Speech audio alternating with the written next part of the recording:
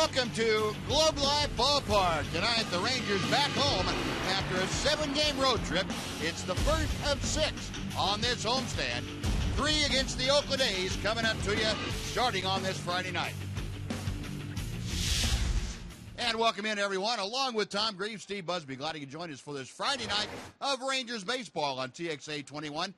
And the newest member of the Rangers, and I know we say that a lot, but this is really the newest member tonight. Jerome Williams gets to start for the Rangers tonight, Tom. Well, you're right, Buzz. A lot of pitchers have gotten an opportunity to pitch for the Rangers this year. They turned to a veteran tonight. Jerome Williams is a guy that's been around. He's pitched for a number of different ball clubs. He's pitched as a starter. He's pitched as a reliever. Tonight he's going to get an opportunity to start, and hopefully it'll work out well. Well, Jerome Williams certainly a lot of experience under his belt, and this shouldn't throw him at all. And Rangers hope that they can twirl a dandy up out there tonight. Rangers trying to snap a 3-game losing streak. So the team with the best record in all of baseball in tonight, the Oakland Athletics. Rangers have their hands full, and they are relying on Robinson Chirinos and Adam Rosales and company to get the job done here this evening. Get the first of the weekend series coming up right after this on TXA 21.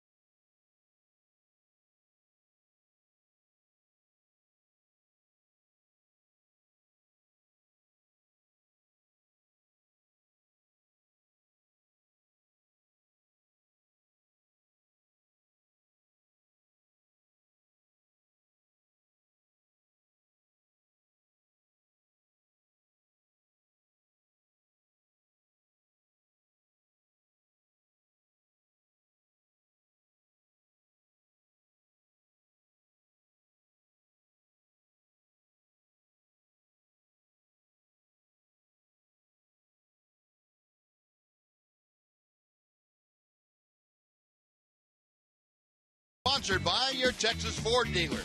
Visit your Texas Ford dealer today. Ford is the best in Texas. By Globe Life, the official life insurance company of the Texas Rangers. And by TXU Energy, inspired by you. Well, summer has officially arrived for the Rangers here at Globe Life Park. Temperature hovering right around the century mark, just a tick or so below it. Fans enjoying some cool treats out here at Globe Life Park on this Friday night, and they hope that the Rangers heat up as much as the weather has. Rangers come in to play tonight facing the team with the best record in all of baseball, the Oakland A's. Rangers trailing the A's by 23.5 games. This is as far behind the front runners as the Rangers have been in any season since 2002. You have to go back better than a decade to see the Rangers this far out. There's Jerome Williams, and the newest Ranger headed out to the mound. He's facing Bob Melvin's club in the Oakland Athletics. The Athletics coming in at 63-38. They are 3 games ahead of the Los Angeles Angels in the American League West. The Athletics and the Angels, the top 2 records in all of baseball. So it is nip and tuck in that AL West. We'll take a look at the Oakland batting order that's going to face Jerome Williams tonight. The DH, John Jaso, begins things. He's followed by the shortstop, Jed Lowry. Then it's Joannis Cespedes. Brandon Moss bats cleanup, plays in left field tonight. Josh Donaldson is the third baseman. Stephen Vogt is at first. Derek Norris is catching, batting 7th. Josh Reddick in right field. And batting 9th, the second baseman, Eric Sogard. We'll check out the scouting report for Jerome Williams. Pitched in 26 games with the Astros. He was 1-4 with a 6.04 ERA. He's had 117 career starts. Losing record, but a decent ERA at 4.39. He had 2 tune-up starts at AAA Round Rock. He was 0-1 with a 6.10 ERA. Getting a spot start tonight, and who knows what happens from here, but opportunity is there for anyone that seizes that opportunity. Well, you are right about that, Tom, and it's I guess it's kind of the sign of the times for the Rangers. It has been difficult to, at some days, field 9 healthy players. And certainly Ron Washington has dealt with whomever has shown up on a given day as a starter. And we'll take a look at the Rangers defense. They've got 9 healthy guys out there tonight. Jim Adduci to start in left, Leonis Martin in center, and Alex Rios is in right. J.P. Arancibia the start at first. Odor and Andrews up the middle, Beltre at third, and Robinson Chirinos is catching for Jerome Williams.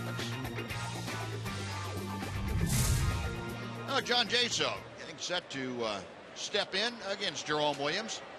Jaso, the DH, batting leadoff. He's hitting at 284. And we are underway with the first pitch of the night is high. 1 ball, no strikes.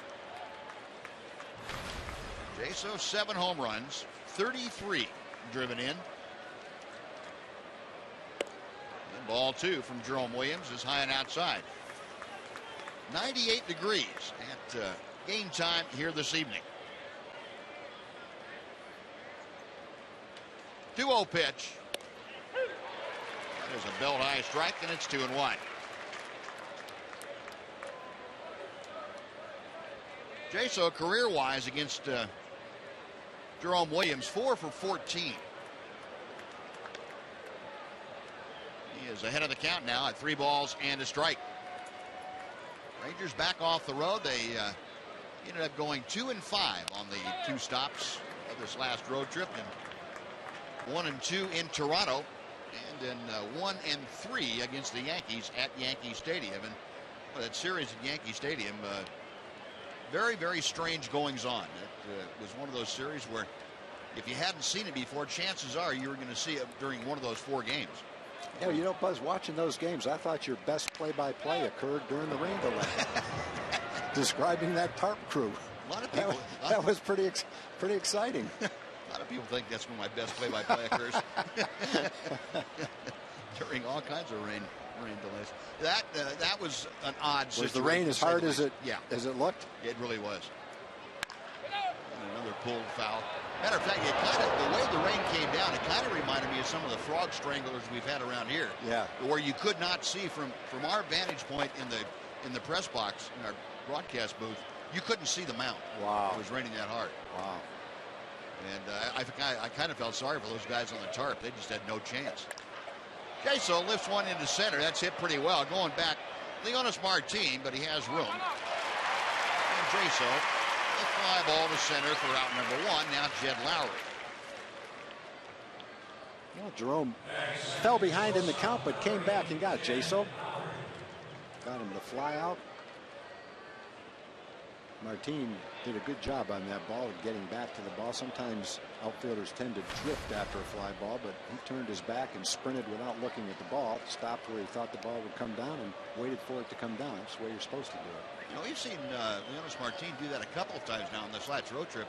Yesterday, I think it was Ichiro Suzuki. It went right over his head first time up. There's a shot into the right field corner off the bat of Jed Lowry. Rios over to cut it off. Lowry going for two, and the throw is late. Lowry sliding in with the one-out double. Alex did a nice job getting to the ball. He slid to catch it and cut it off. Problem was, with that slide and his momentum going away from second base, it was very difficult for him to get anything on the ball. He got to it quickly enough, and Lowry was barely around first base. He just couldn't get a whole lot on the throw to have a chance to throw him out.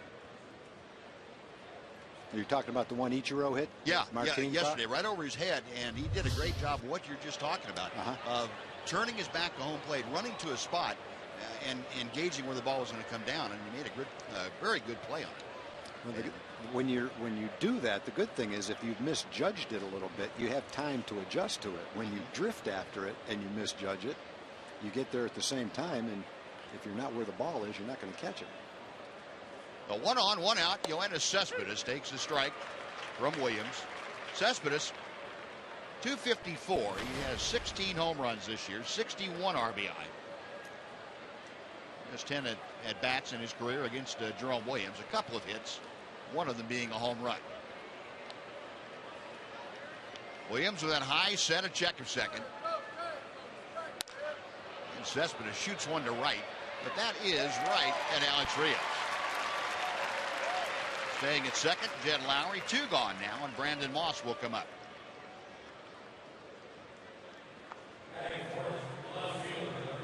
A's come in, winners of a couple in a row.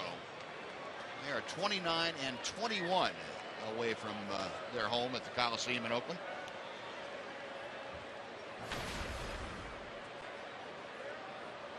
Come in leading the major leagues with 509 runs scored in 101 games. So Bob Elwin's club has done an awful lot of things very well. They lead not only in runs scored, they lead in pitching too. A 3.11 team ERA is the best in the major leagues. Here's Moss, and he takes a strike from Jerome Williams. You know, we had Tom Verducci on right before the All-Star break, and we were talking about the A's, and it used to be over the last couple of years, people would say, how are the A's doing it? You look at their players, and it doesn't add up to the way they perform on the field. And you can't say that anymore. They've got all-star players throughout their lineup and in their bullpen and in their starting rotation. Well, people are starting to understand why they're such a good team. They've got a lineup that works for sure. They platoon effectively. They have all the pieces to be a good team, but they've got good players too. They've got guys that can knock in big runs, hit home runs, steal bases, play defense. They're a good team. It's not a fluke. Yeah, there are not too many weaknesses on this Oakland team. Not at all. Very, very solid. 1-1 pitch to Moss. He takes a strike. Williams heating up the lower part of the strike zone.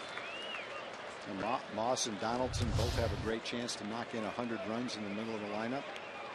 Cespedes could knock in 90 or so. So they can pound the baseball. 1-2 the count as Williams sets. High and tight. And the count evens at 2-2. Rangers in a defensive overshift on the infield for Moss. Elvis Andrews playing at a normal second base spot. And way out in right field, Rougned Odor. About 50 feet out there in shallow right. Adrian Beltre all by his lonesome on the left side.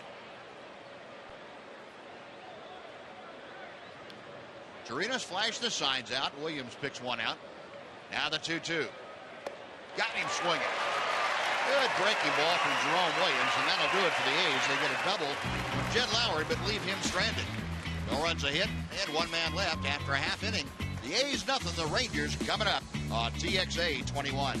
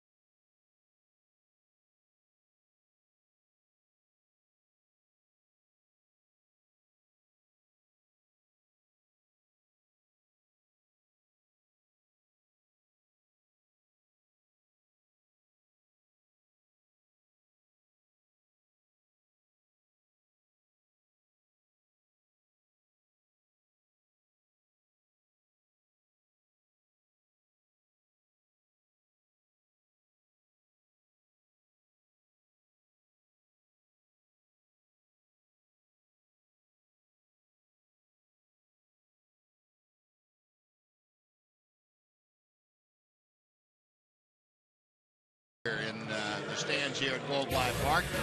A's down after a double in the first inning. We'll take a look at the Rangers lineup that will face Jason Hamill. Shin-Soo Choo, the DH, leads off. Elvis Andrus plays shortstop. Alex Rios in right. Adrian Beltre bats cleanup. Jim Adducci hits fifth, plays left field. J.P. Arancibia at first. Leonis Martin in center.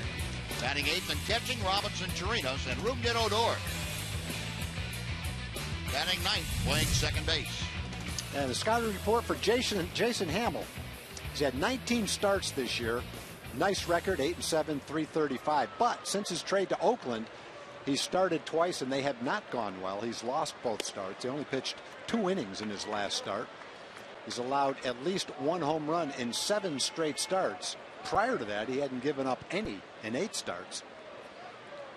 No, he had a great start to the season, but after 12 starts, kind of hit the wall in his last 5 starts, last 7 starts really. 2-4 with a 5.06 ERA. Hamill back with a 2-0 pitch. And Choo a little late pulling the trigger. It's 2-1. Shin-Soo Choo at 240 with the average, 9 home runs, 34 driven in. Last 4 ball games. All 4 games in New York. Choo hit the ball pretty sharply in every game.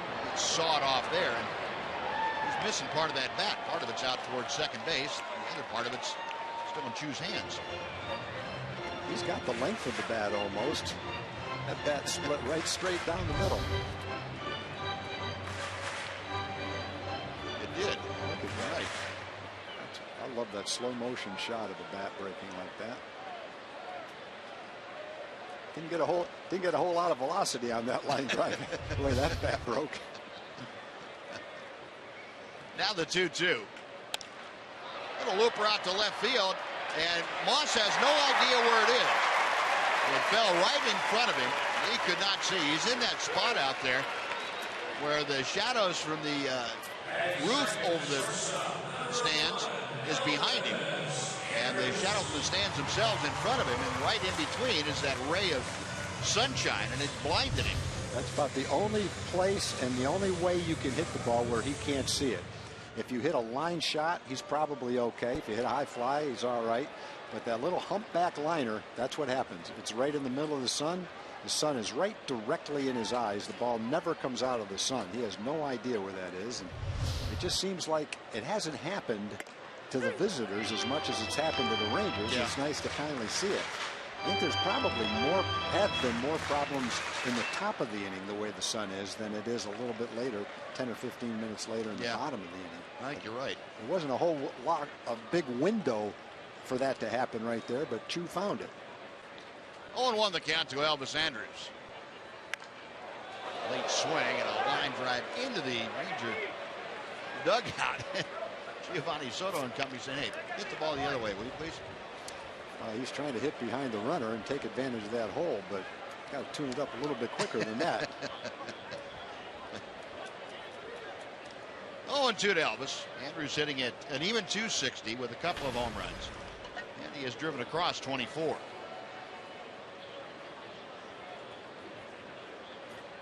Hamels, after a check of first, is set.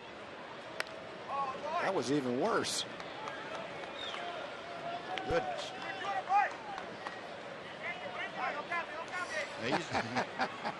He's going to hear about it from those guys when he gets back in there.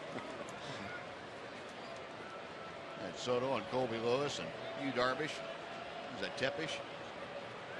Guys are taking mental notes right now as to what they want to say to him when he comes back in the dugout. Yeah, Elvis's best chance right now to avoid that is hit a line drive back up the middle for a base hit. Yeah. Another 0-2 pitch. He hit that pretty well to left field. Moss apparently sees this one because he stopped looking straight up. He does. That is out number 1. Yeah, when it goes up high like that, you're looking up above the sun, and the sun's not a factor. It's that he's still shaking his head, and he's hoping that no one else hits the ball like that again, and the same thing's going to happen. There's just really nothing to do about it. This one is high, and when he looks up, he doesn't see the sun. The sun is much lower than that. Well, 1 gone. Now Alex Rios will come to the plate. Brandon Moss out there has got to find a spot where he can position himself so that he's got a shadow to deal with. Well, you're right, Buzz. And you're better off positioning yourself so the sun's not in your eyes, even if you're out of position from where you should be playing the hitter, than you are playing him correctly, but having the sun in your eyes, because you can't see it anyway. Well, there are enough shadows from the girders. You see the kind of the vertical lines going the same way as Moss's shadow. You could position yourself so you're in the shadow of one of those girders and at least be able to see the ball a little bit. It might help a little bit, but unfortunately, I think the sun's a little wider than those girders. Alex Johnson used to, when there was a shadow like that, he would get in it and think it shaded him from the sun. He'd kind of hide. He'd position himself with the outfielder according to where the shade was in the outfield. I remember watching him in old Arlington Stadium. He'd follow that shadow around. By the time the game was over, he'd be over in center field instead of right field. 0-2 the count to Alex Rios. Alex now just a click below 300 at 299, 4 home runs, and he has driven home 42.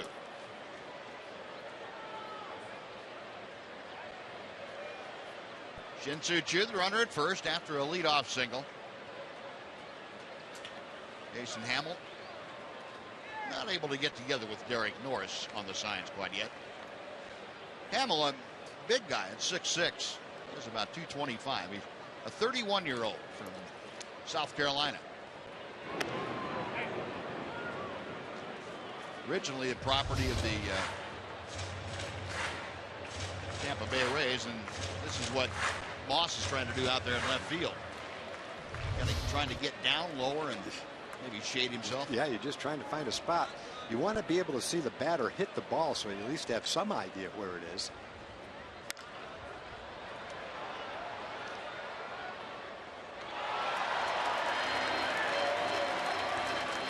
I don't think Moss has figured it out yet. He's just waiting for it to go down. When it gets that low, it goes down fairly quick. So if you're Alex, you want to hit this next pitch so it takes advantage of it. Don't wait too long. Hamill sets, and another 0-2 offering.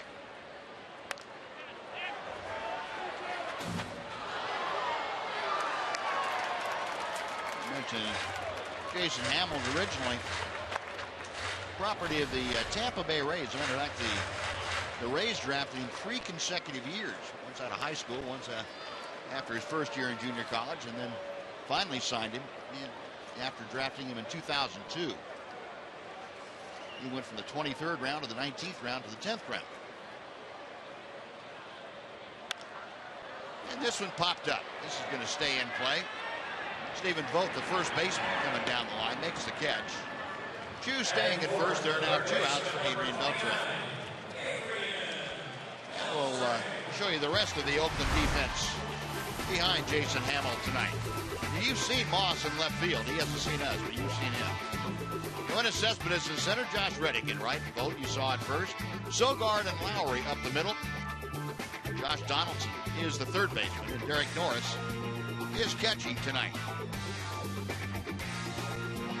A's 11th in the American League in fielding percentage. They have the 4th most errors and the 4th fewest unearned runs allowed. And those two don't seem that they would go together, but that's how the A's have handled things. They've had pitchers that have been able to compensate for the most part the number of errors that have been made. Adrian Beltre, a .322 average. He's the team leader with 14 home runs and 53 RBI. Hamill's a check at first. 1 ball and 1 strike. Beltre hit his 14th home run of the year in Toronto. Since then, that was a week ago. Since then, he has struggled a bit. Kind of went into the deep freeze. Quick throw to first, and Choo able to dive back. But it's not just Adrian. I'm not picking on him. It's been the entire team. The Rangers in the last 3 games have hit just barely over 200 as a team.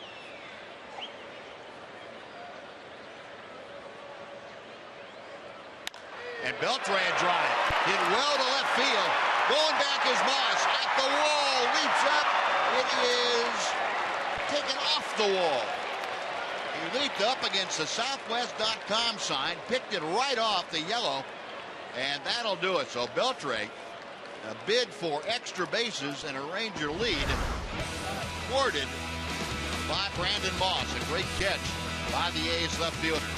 Rangers stranded runner will go to the second. No score.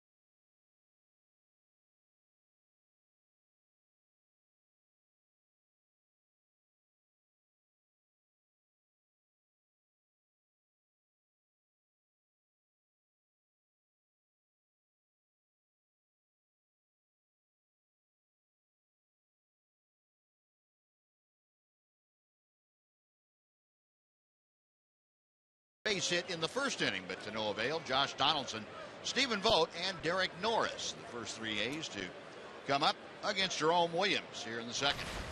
Donaldson, a .245 average. He has 21 home runs, has driven in 72, and first ball swinging, pops it up. Shallow right field, angling out is Rougned Odor. One gone. Jerome Williams throws one pitch, gets one out. Stephen Vogt coming up. And before we tell you about him, let's check in with Jane Slater. Jane? Good evening. Well, every year the Texas Rangers honor those who protect and serve our community. Tonight, hundreds of their families are here. Police Officer Appreciation Night. You can see them here in our pregame ceremonies, and we appreciate them coming. From myself, the rest of the broadcast, and the Rangers organization, thank you for all that you do. Guys, back to you. All right, Jane, thank you. Yeah, very much appreciated of all the peace officers. Jerome Williams fires a strike to Vogt. It is 0-1. Stephen Vogt, .357 average with 4 home runs and 21 driven in. He has started several different places besides DH. First base, where he is tonight, is a catcher by trade. Also started both corner outfield spots. Williams back to him and jammed him pretty well. Vogt pulls it foul. It runs the count to a ball and 2 strikes. Well, Vogt is a good example of the way the A's have put their team together. Vogt is not a younger player. He's 29 years old. He grew up in the Rays farm system where he was an excellent minor league hitter. The A's bought him last year in April. He hit well over 300 in the minor leagues. He played the last couple of months with Oakland. This year he started out in AAA, was hitting .360 in AAA and playing mostly against right-handed pitching. But when he's gotten an opportunity, he's certainly taken advantage of it. He's a .357 hitter in over 120 at-bats. Fouls that one off to the left this time, and it's still 1-2. I'm sure the A's noticed in the minor leagues that he was the kind of guy that had a good strikeout to walk ratio. He didn't strike out very much, walked a pretty good amount of times, almost as many walks as strikeouts. And it's translated into the big leagues, getting a chance to blossom later on in his career. They got another guy in their lineup like that too, Brandon Moss. They didn't get Brandon Moss till he was 28 or 29 years old. He was a good minor league hitter that hadn't blossomed at the big league level, and now he's an all-star playing for him. I'm hoping Vogt can be the same kind of guy for him. The highest averages during the month of July, and Stephen Vogt right there, second to Eric Hosmer. 371 for Vogt. Eighth pitch of the at-bat coming from Jerome Williams. And it just missed the inside corner. Like Brian O'Nora was leaning back to raise his right hand, but not the case. Tried to get it to come back pretty close. Not quite. Payoff pitch to left center field, slicing away and heading toward the alley. It is up the alley all the way to the wall, and Vogt, with an opposite gap double, is at second, one away here in the second. No, Vogt just continues to pound the ball. When he gets his opportunities, he cashes in. A lot of pitches in. He pulled several of them foul. Got a ball kind of tailing out over the plate away from him a little bit. And he drives it to center field, and it had the kind of spin on it that caused it to tail away from Martin in center field, who had no chance to get to it. Slicing toward left field. Vogt stays hot. And second A's hit off of Jerome Williams. They've both been doubles. Jed Lowry had a one-out double in the first. He was stranded. Now Williams trying to do the same thing with Derek Norris at the plate. Well, Norris, a .302 average with 9 home runs and 39 RBI. And it seems like every time the Rangers have seen him, he has really caused trouble for Ranger pitchers. Norris this year hitting .330. Excuse me, that's his career average. This year's .478 against the Rangers. The month of July, he's just a bit below 300. 1-0 pitch.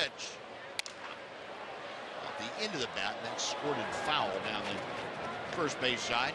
1-1. Looks like Derek has trimmed his beard up a little bit. Last time we saw him, that was growing down his neck and toward his ears, toward his chest. Got it trimmed up a little bit now. Got kind of the Mike Napoli look going. Probably cut it off right before he came to Texas because he knew it was going to be 100 degrees here. Could be, yeah. I think he missed the spot in back, though. Williams studying the signs. Jerome set, a check of second. He misses high and tight. 2 balls and a strike. Jerome Williams, a native of Hawaii.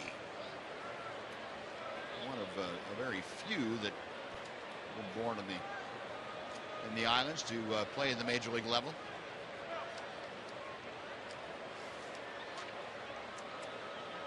Notice that, and we've talked about this when he's pitched against the Rangers before, that the pink glove, though, that's in honor of his mother, Deborah, who passed away from breast cancer back in 2001. And ever since then, Jerome honors her memory by using that pink glove. Little blooper into shallow right center, backing up. Rougned Odor makes the catch. That is out number 2. Yeah, good pitch right there by Jerome. Looked like maybe a cut fastball. Norris a little bit out in front of it, hit it right off the end of the bat for an easy out number 2. Yeah, now he'll deal with Josh Reddick. Wants a new baseball first.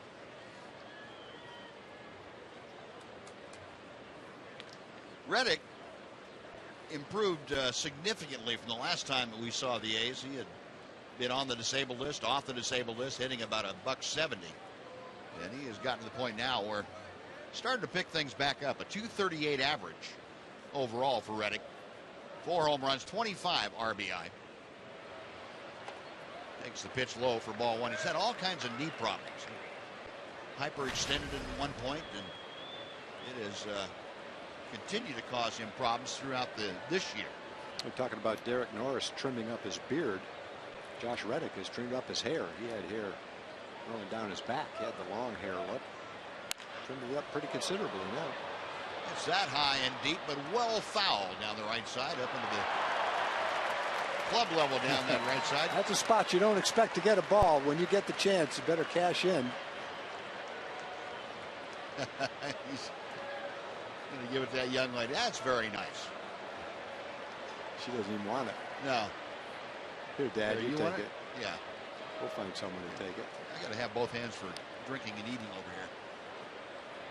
1-1 the count. And a fly ball to right. Kind of a lazy fly ball coming on. Alex Rios, plenty of time to get there. Makes the catch. And again, Jerome Williams able to navigate some trouble with the one-out double. One left for the A's. 1.5 in the books. No score at Globe Life Park.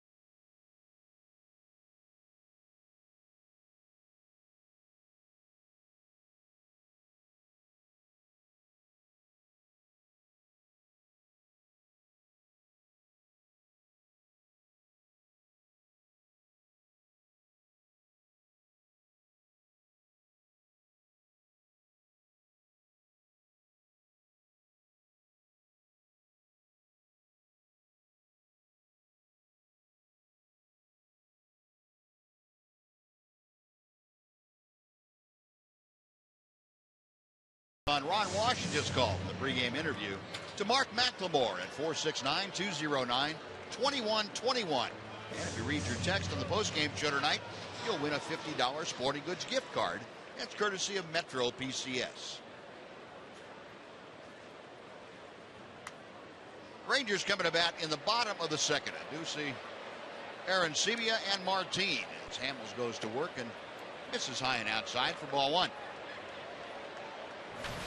Tim Ducey back in the lineup since the beginning of the just completed Yankee series. He did not have a particularly good series against the Yankees. Just one hit for Jim.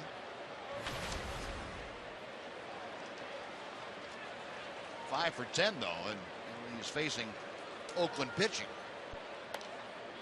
Reaches out, pokes that foul, and the count moves to a ball and 2 strikes. Ducey with one hit in 15 times to the plate since coming back off the DL.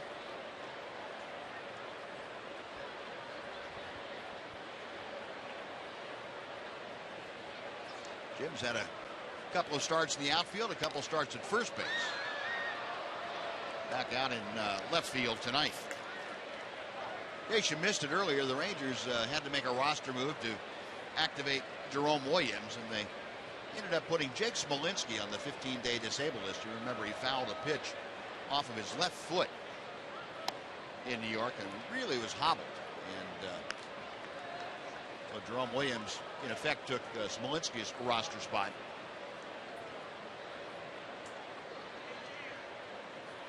Two and two the count. Shot straight down at home plate. Jason Hamill was part of the big trade that the A's made a couple of weeks ago. Brought Jeff Smarja along with Jason Hamill from the Cubs. He gave up some top prospects to do that. Hamill got off to an excellent start this year with the Cubs. After 12 starts, he was 6-3 with a 2.53 ERA. but he struggled since then in 7 starts, including 2 with the A's. Since then, he's 2-4 with an ERA over 5. He's trying to regain that form that he had earlier in the season. 8th pitch of this at bat is hit in the air to center field. Hit pretty well. Cespedes going back. It's over his head, and one hop down at the bottom of the wall into second with a leadoff double. Jim Adduci, and Cespedes didn't get a good read on that ball at all. No, that's one of those tough plays for a center fielder. The line shot hit directly over your head. It's very tough to judge that ball. That ball was hit a little bit better than he thought it was hit. Jim shot that ball over his head about 400 feet right to the base of the wall in center field. Cespedes not playing very deep. Just never had a chance to catch up with that one. Yeah, by the time he recognized where that was going to come down, it was a little too late for him. Yeah. So the Rangers with a leadoff double. That's their 2nd hit of the night. J.P. Arencibia up there now to at least try and get Adduci over to 3rd. Swing and miss for strike 1. This was a problem that the Rangers had throughout that New York series. They had opportunities to advance and score runners with outs and just couldn't get it done.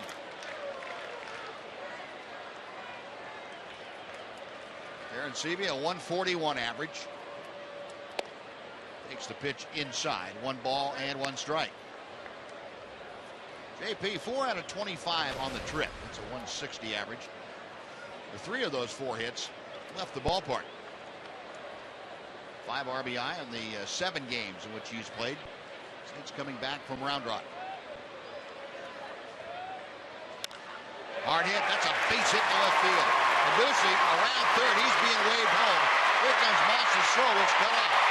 And in standing is Jim Adduci. Arencibia gives the Rangers a 1-0 lead. 2 well-struck balls against Jason Hammel. Adduci's line shot to the base of the center field wall. And after being fooled by an off-speed pitch on the first pitch, JP rips his ball to left field for a base hit. Seen the breaking ball one time, and this one stays in the strike zone for him. He takes a good swing at it and rips it for an RBI. The Rangers able to put together a double and a single, take a 1-0 lead, and now they're in CB at first. Still nobody out. Here is Leonis Martin. It's a double play ground ball to second. Sogard to Lowry, and back to first base for the 4-6-3 twin killing. Well, it was a well-hit ball. He had a good swing at it. He just hit it right straight to Sogard. Sogard's a very good defensive player. A simple play for him between the 2.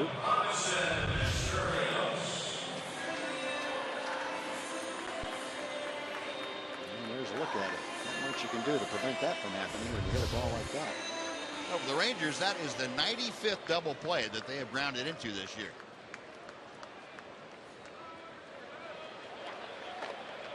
No, 2 gone now. Base is empty for Robinson Chirinos. Chirinos a 234 average. Hamill's first pitch is inside for ball 1. Robinson just 2 for 12 on the road trip.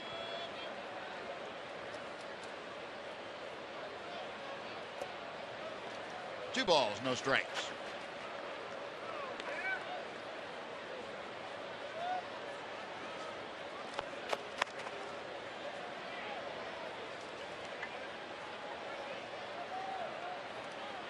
Hamels to the wide, and Chirinos skies one to center field. Cespedes drifting over to his left, makes the catch, and that'll do it. But Adduci and Arencibia team up. A double and a single. The Rangers get on the board. We'll go to the 3rd inning at Globe Life Park. Rangers 1, A's nothing.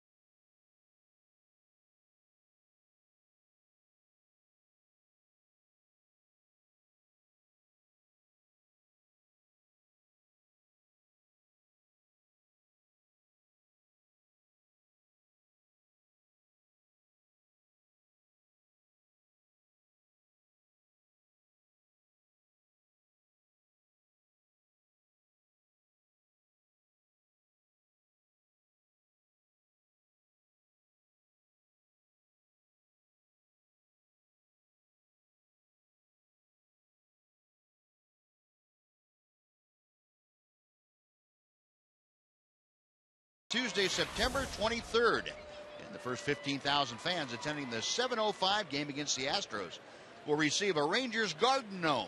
And that's courtesy of Coca-Cola. Be sure to get your tickets for this very unique item at TexasRangers.com.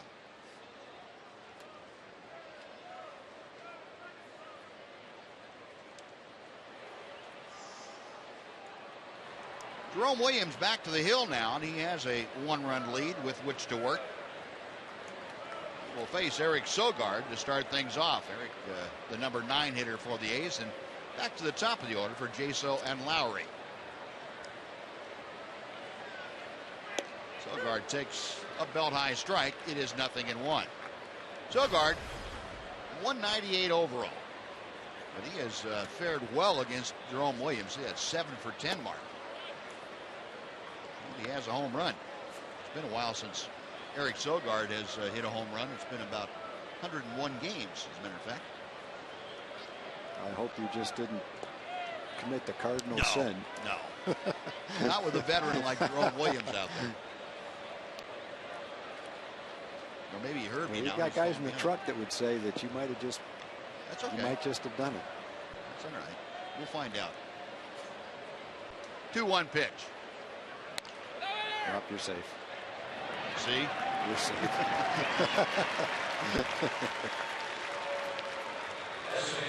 Well, so far, so good.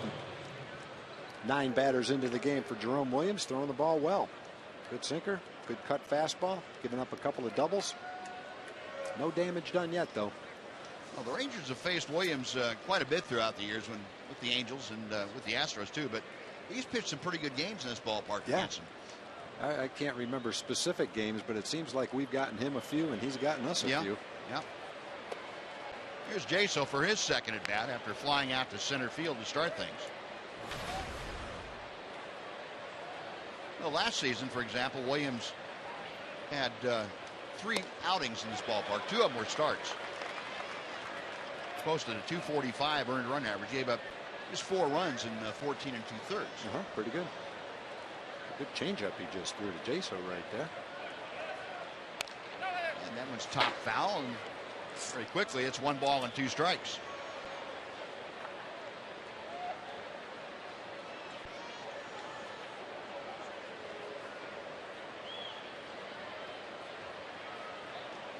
Williams to the wind, and the pitch on the way. How in the world Jaso got wood on that and pulled it around his body?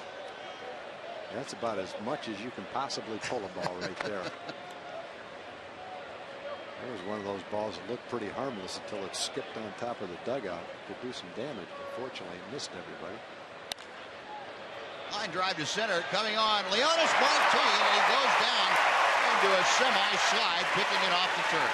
That's a beautiful play. The only way you can catch that is you got to get a perfect jump and then never hesitate. And that's exactly what he did. He gets a great jump, he never hesitates, and he takes it right off the ground. Looked like a base hit to center field off the bat. But Leonis was not playing extremely deep, got a good jump. Great concentration. You can see his eyes watching the ball right into the glove. Nice play. Well, 2 outs and pretty fancy defense, and Jerome Williams now has retired the last 4. And here's Jed Lowry, who doubled into the right field corner back in the first inning. 1 ball, no strikes. For Lowry, that was his 5th hit and 11 times up against Jerome Williams. High and away, 2 balls, no strikes.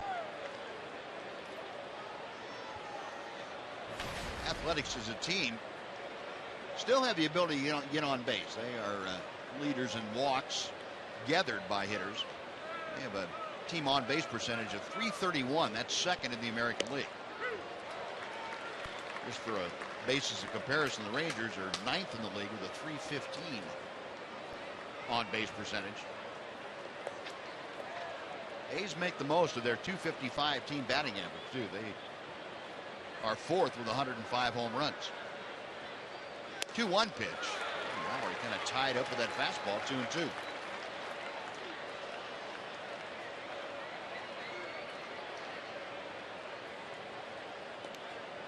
Jerome Williams trying to get his first 1-2-3 inning under his belt here tonight.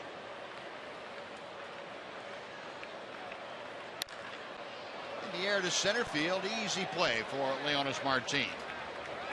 Few steps back into the glove, and Jerome Williams now has retired 5 straight. It is indeed his first 1-2-3 inning. A's gone will hit to the bottom of the 3rd inning. Rangers 1, A's nothing.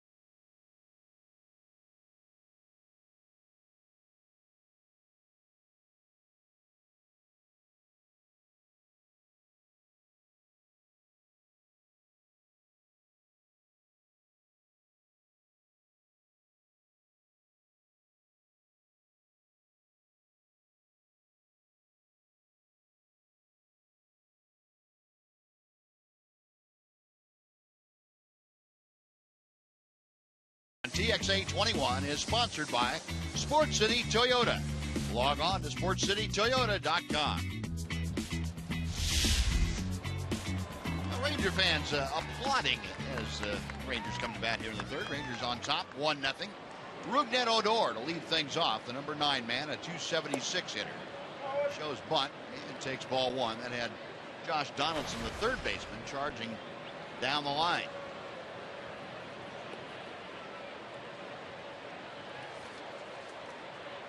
20-year-old Rougned Odor up there to start things off in the 3rd inning. Takes the breaking ball a bit low. It's 2-0. Rougned had a very good road trip. Hit .391.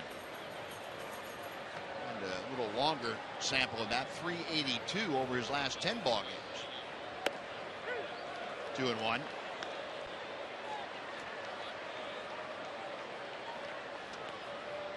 There wasn't a game on that road trip that went by that Odor didn't hit the ball hard a couple of times. Same pitch, borderline up and away type strikes, not easy pitches to hit.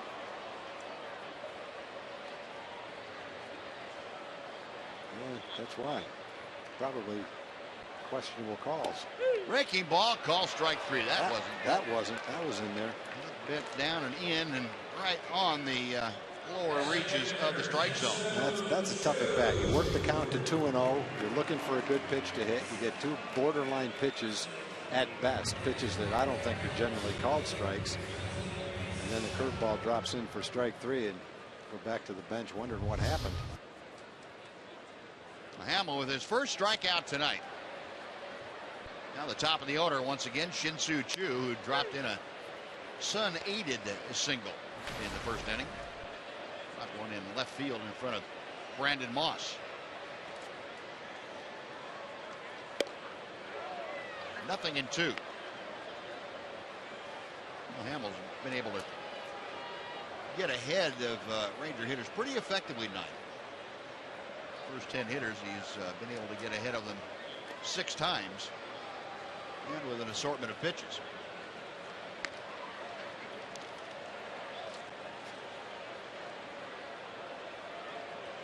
A ball and 2 strikes.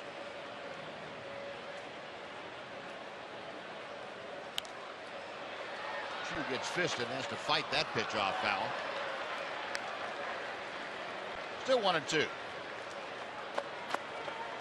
Chu on the road trip, 5 out of 24, 2.08 average. As we mentioned, the last few games he's started to turn things back around, get a few balls to fall in for him. 5 for his last 15 and now 6 for 16 with that first inning single.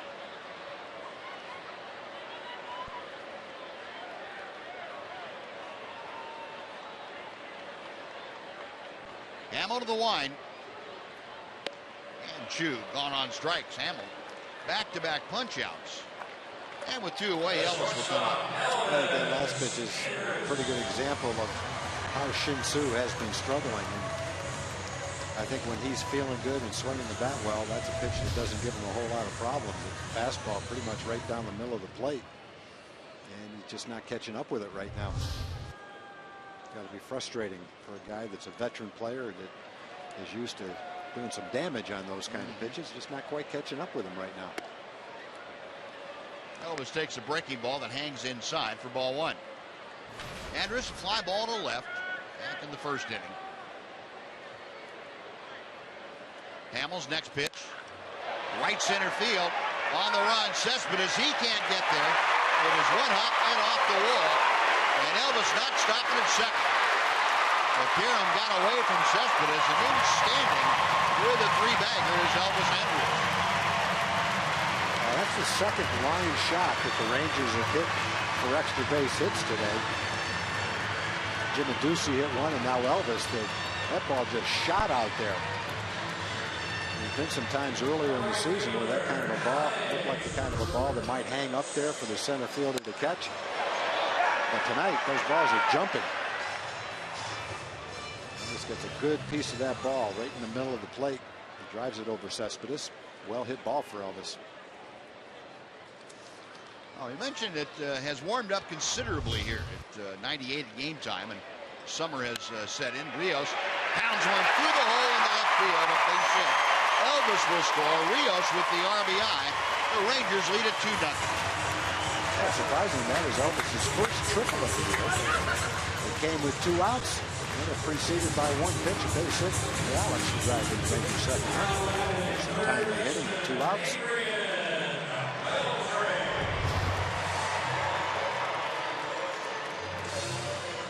Trying to run that fastball in on the fists of the right-hand hitters and didn't quite get that one in far enough to Alex.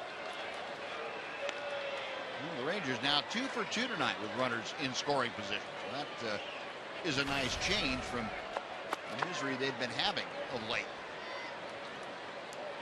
Now Rios aboard with the RBI single. Here's Adrian Beltre, who flied out to the deepest part of left field his first time.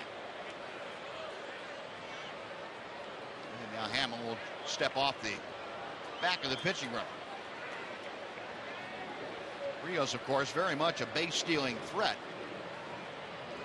And with 2 outs, you might see him take off if he has the opportunity. Breaking ball is a bit low for ball 1. Now our Ford leaderboard. You're batting with 2 outs this year. The Rangers have been very good, 10 points better than anybody else in the American League. The Tigers second. Rangers hitting .260. Boy, that is an oddity in that Rangers not able to score many runs. Beltre had 2-hopper down to Donaldson. He goes a short way to get the sliding Alex Rios. That'll do it, but the Rangers put another on the board. They get a run on 2 hits and strand 1 after 3. Rangers 2, A's nothing.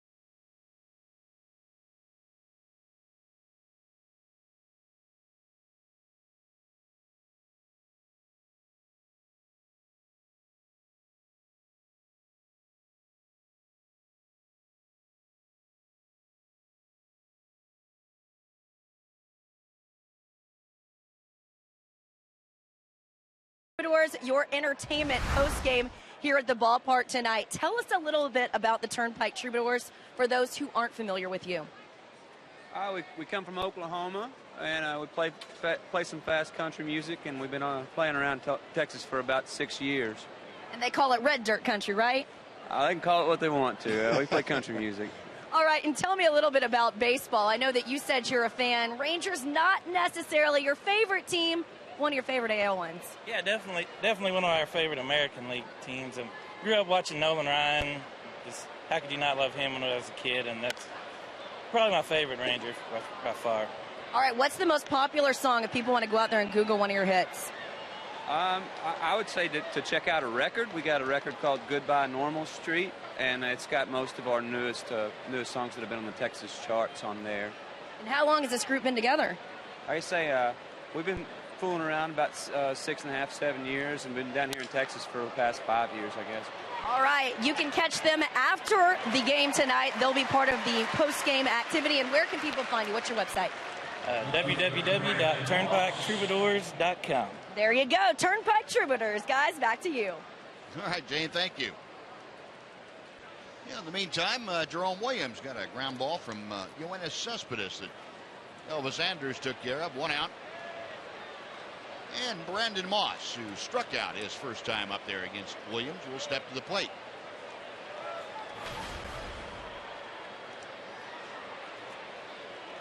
First pitch from the big right-hander is just a little bit low for ball 1.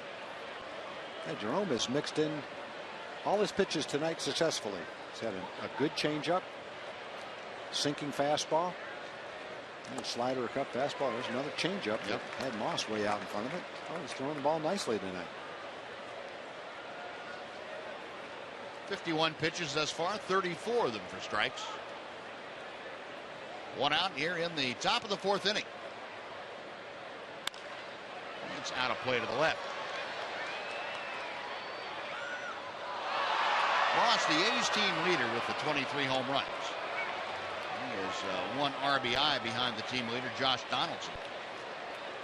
Right in the middle of that Oakland order, they've got some thump, and you throw Yoenis Cespedes in there. That's a pretty good trio. 1-2 pitch. Tried to work that down and in and just missed. 2-2.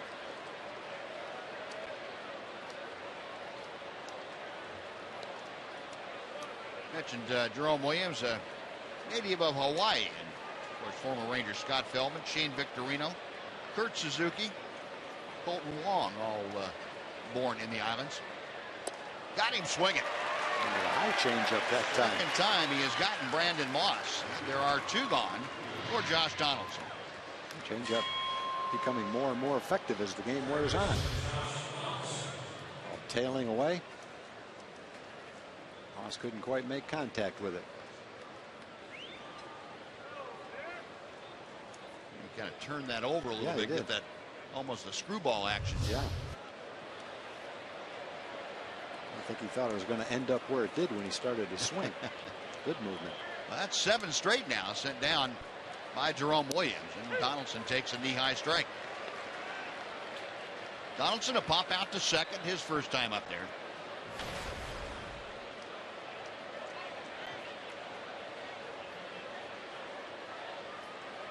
Williams into the wide, the 0-1. That cutter featured. Yeah. Got a sinking fastball that'll tail into the right-hand hitters. That cutter will go away slightly.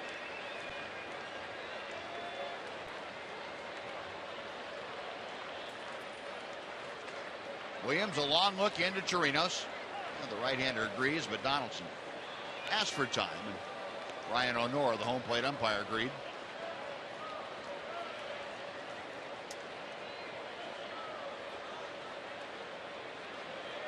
Now we go over the 0-2 pitch. Chopper slowly hit down the 3rd baseline. That'll be in foul territory. Beltre in the coach's box. Going to make a friend over in the 3rd row. So Donaldson back to home plate. He will try it again at 0-2.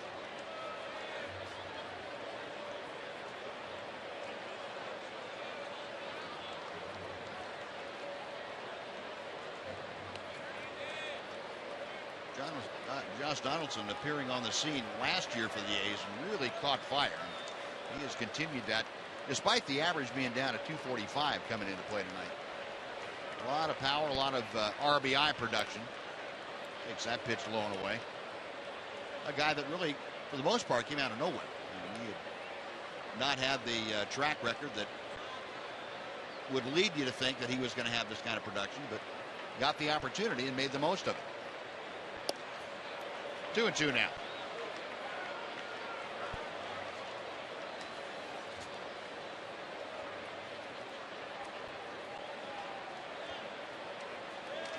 Jerome Williams about ready to unleash his 60th pitch of the night. It's on the way, and it's fouled back.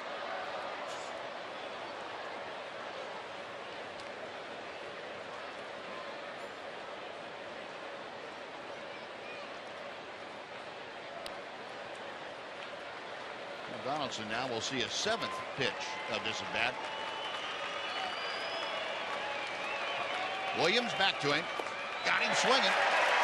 Pulled the string, and Donaldson gone. Back-to-back strikeouts. 3 in the game now for Jerome Williams, who has retired 8 straight hitters.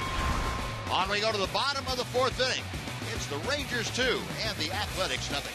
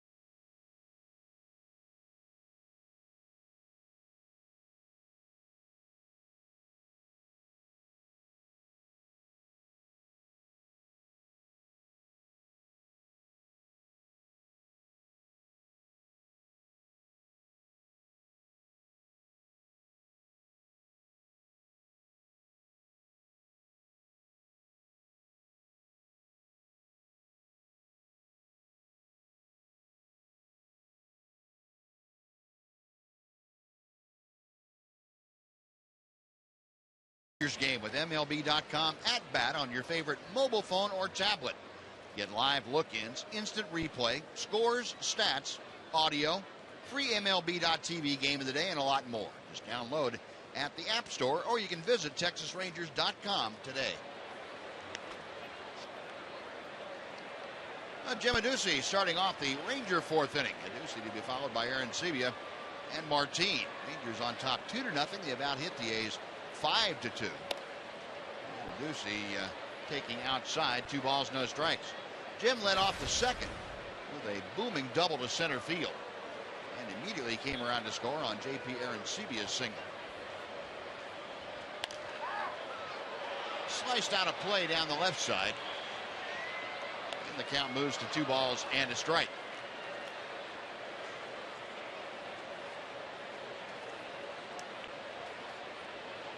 Adduci now with the average back up to 276. Hamill to the plate and hit to left field. Moving toward the line, Brandon Moss makes the catch. 1 gone.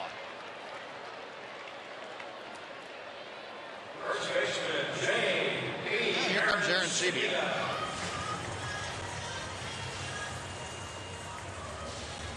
Hamill pitched for Baltimore last year, went 7-8 with a 4.97 ERA. Never had a season where he's thrown 180 innings in a season. 2012 with Baltimore, he was 8-6 and had a better ERA, 3.43. Career-wise, though, it's 49 and 59 coming into the season with a 4.80 ERA. Smarger was the key guy in that trade, but Hamill also a guy that they plugged into the rotation. They're counting on him being a solid veteran starter coming down the stretch. He delivers strike two, both breaking balls, and finding the mark to Arancibia. Yeah, and that the trade the A's made, they had to give up a major league ready pitcher, and that was Dan Straley, who had been a part of their rotation, but not one of their top starters, I guess you'd say. And they didn't really project him to be that. Probably not. But Straley, well, along with two of their top minor league prospects going to the Cubs, and Cubs getting what they needed out of it. And the A's getting some big league help. Yeah, the Cubs are quietly acquiring young talent, and they've got probably 4 or 5 of the top 20 prospects in all of baseball.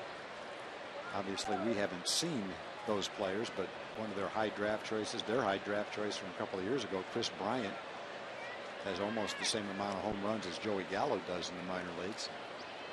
And the shortstop they got from the A's, Addison Russell, was one of the top 15 or 20 prospects in all of baseball. So it's not going to translate into wins for a couple of years, but eventually the Cubs have to feel pretty good about the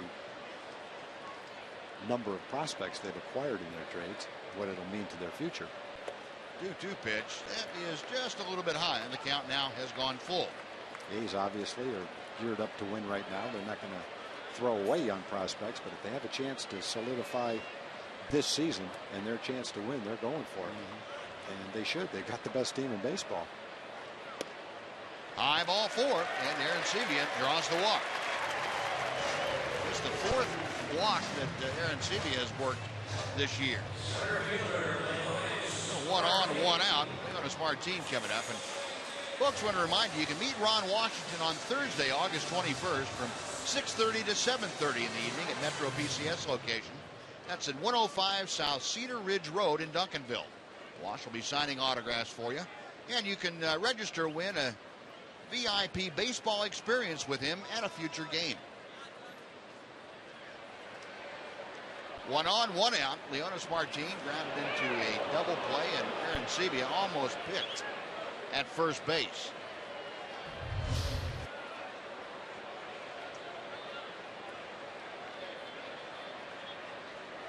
Yeah, that was pretty close. I wouldn't think he was going to try to steal second base. And here comes Bob Melvin. I think the video replay man for the A's got on the phone down to the dugout very quickly. No doubt in their mind about that one. And they're going to have a little conference. They're going to throw out the challenge, and usually there's a little bit of a conversation. Melvin didn't get halfway to the umpire. DJ Rayburn, the first base umpire, and the crew chief Brian O'Nora putting the headsets on. They are hooked up to the replay command center in New York, and you can't really tell from that angle. From this angle, you can, though. Watch when the tag is applied and where the hand is. The tag is applied right there. Yeah, it's not looking too good for the Rangers on that one.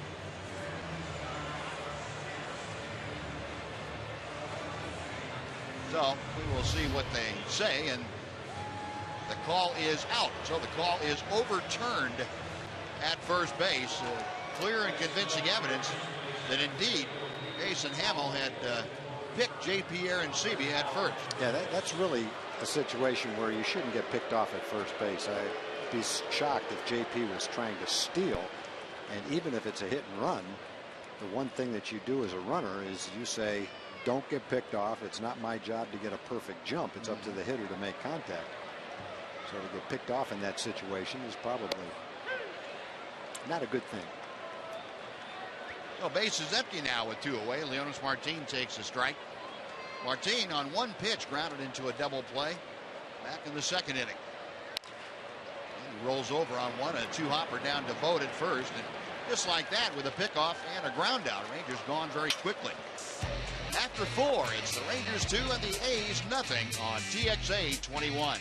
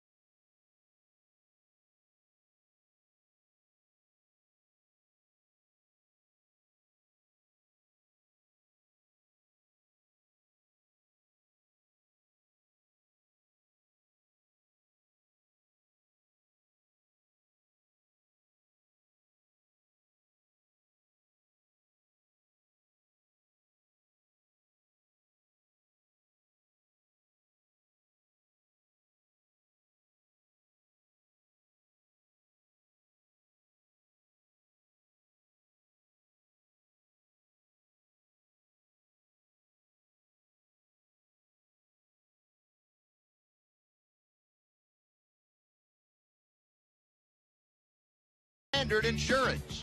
Call Standard today. And by Freedom Dodge. Nobody beats a Freedom deal. Nobody.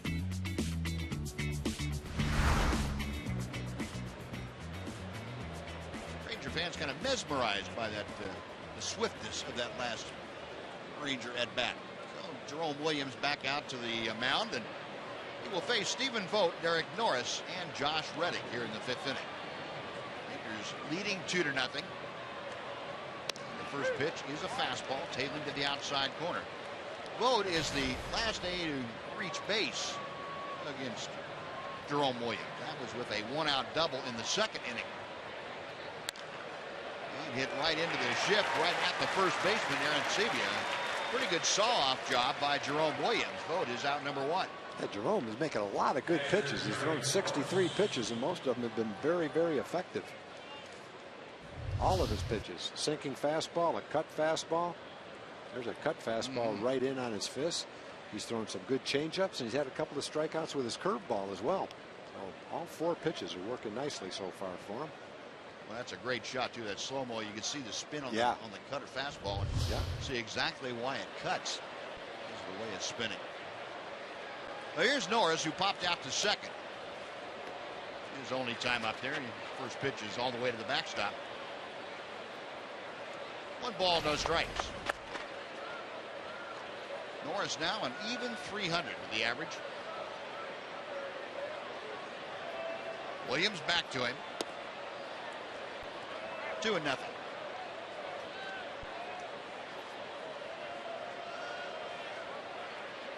Norris brings a 4-game hitting streak into play here tonight. He's gone 6 for his last 16 now. There's a strike, 2-1.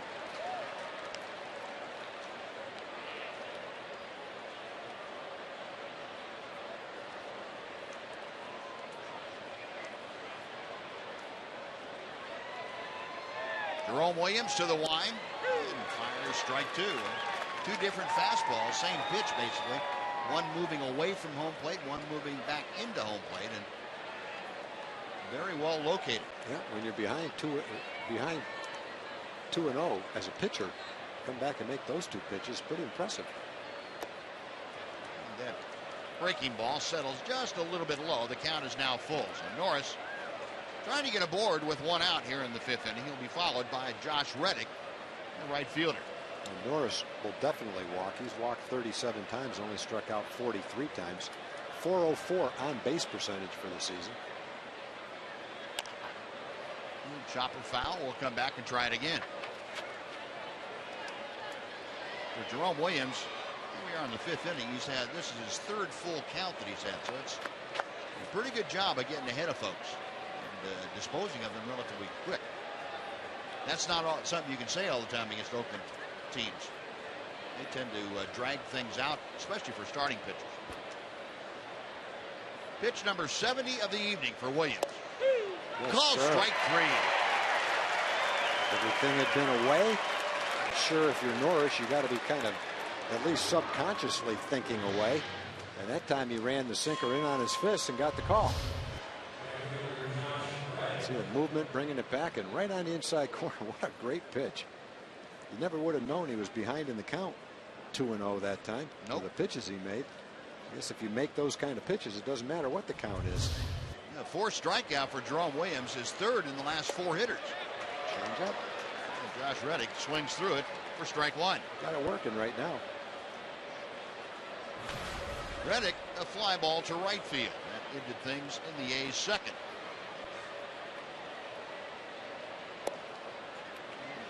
Tried to go back-to-back with the changeups and missed. 1-1 now.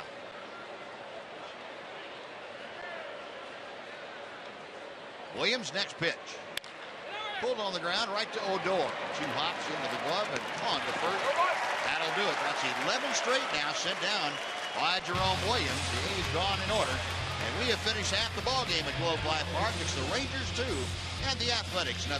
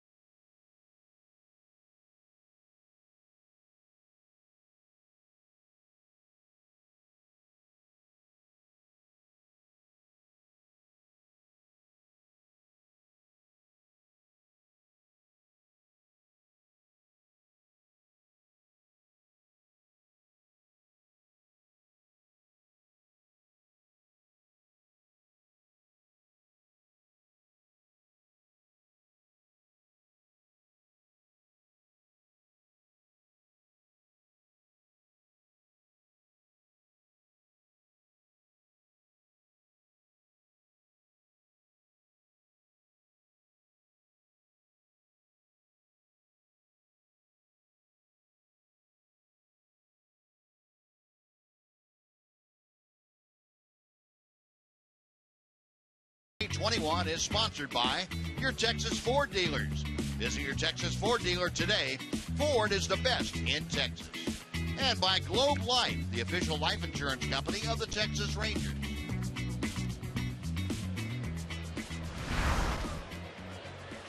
Everything's a little bit bigger in Texas.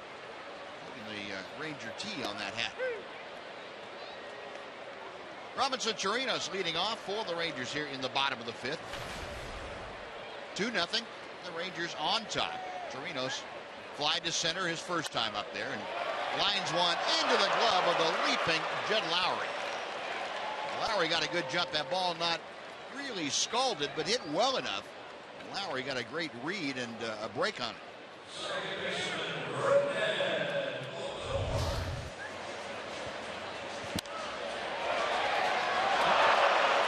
Quite pull it enough.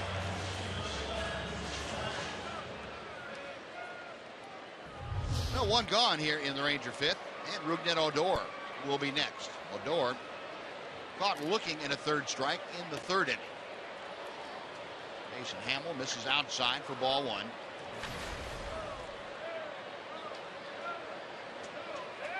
Rougned, who yesterday was 2 for 3 in that Ranger loss at Yankee Stadium. Swinging strike, 1-1 now.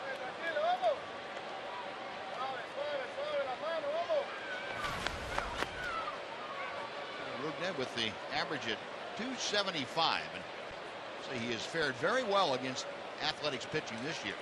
5 for 12, that's a 417 average. Takes a strike to make it 1-2.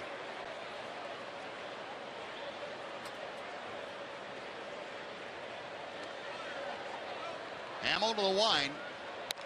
And Odor lines one to right field. In a hurry is Reddick. And the ball hanging up for him. He's able to make a running catch for out number 2. Yeah, Reddick is a very solid right fielder. Throws well, makes the plays. A soft line drive that hung up there for him, but still had to get a good jump and run it down. Oh, the base is empty now. Shin-Soo Choo comes to the plate. Choo is 1 for 2, a single and a strikeout. The first pitch is laced out of play down the left side. 0-1 the count. Choo at 241 with the average as he faces Hamill.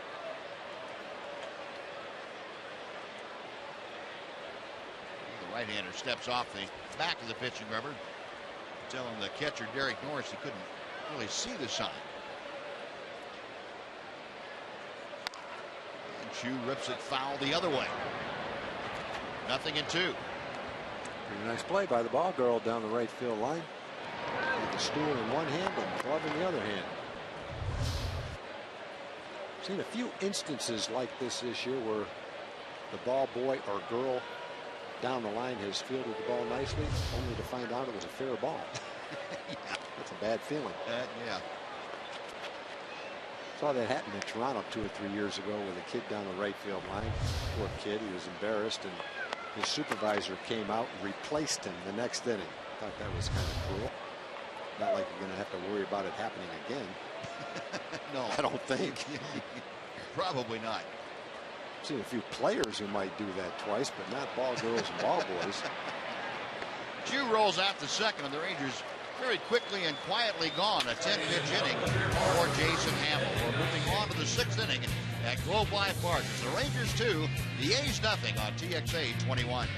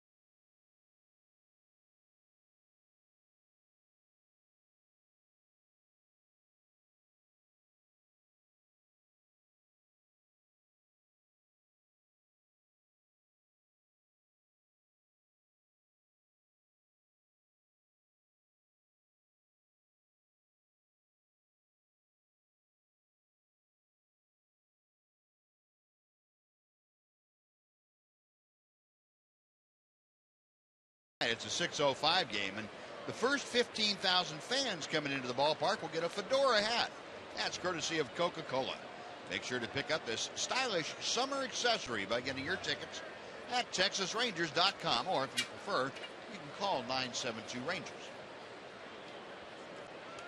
Very popular the last time we had that fedora hat giveaway.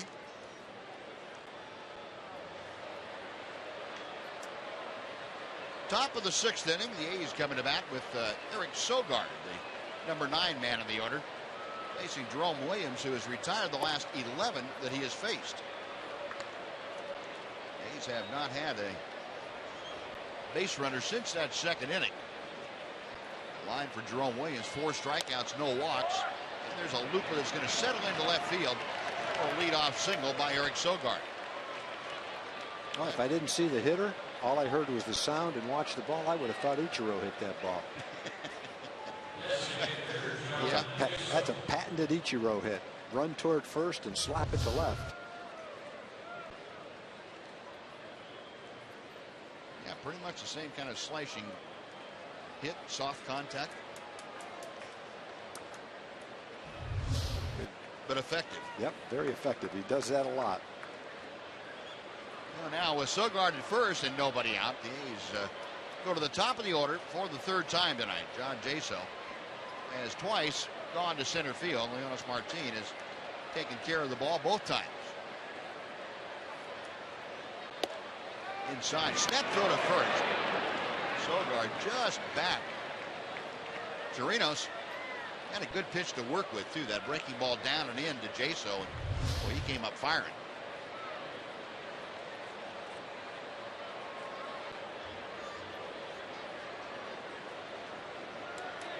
Chirinos and Giovanni Soto and Chris Jimenez and Aaron Sebia all work on their throwing with Benji Molina and company quite frequently. I know Pudge gets involved in that every once in a while too. They all have improved their throwing mechanics, and I would think with Pudge and Molina around particularly, if you're not able to improve something, you're not paying attention. Yeah, exactly. Swing and miss, good changeup. He's had a good changeup today. I don't think they put one in play yet. They missed most of them. Benji Molina.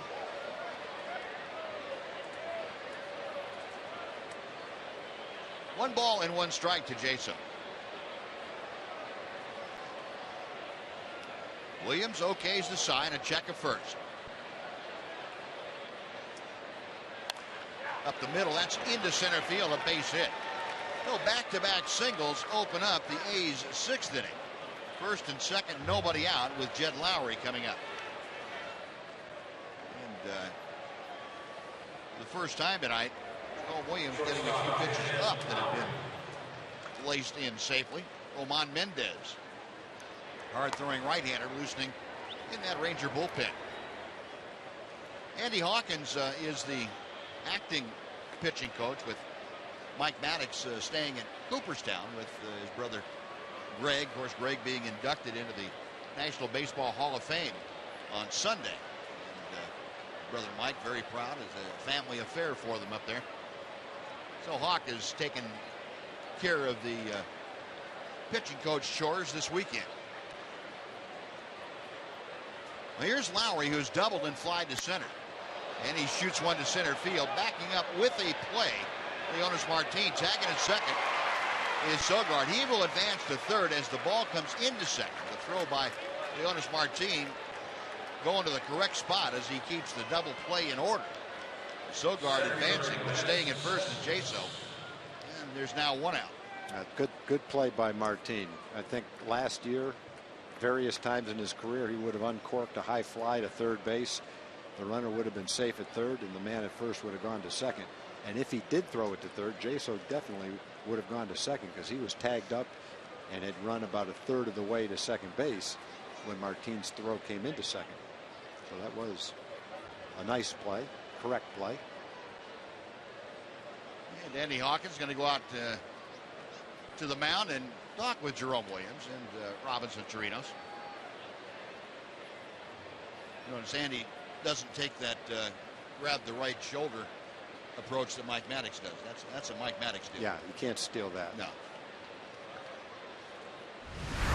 And speaking of Mike Maddox, how about our Globe Life quote of the game from Mike Maddox? Throughout his career, he's probably the most humble superstar in the game. My nerves will be when he does his speech. He's more of a one-line guy, not the essay. Talking about Greg's Hall of Fame induction. Yeah, I don't know Greg, but everything I've seen him quoted at, anytime I've heard him, he definitely comes across as a very humble guy. Yep, sure does. You can tell the way he interacts with the younger players in spring training. He's just one of the guys. You would never know that he was a Hall of Fame caliber player. The one out here is Yoenis Cespedes.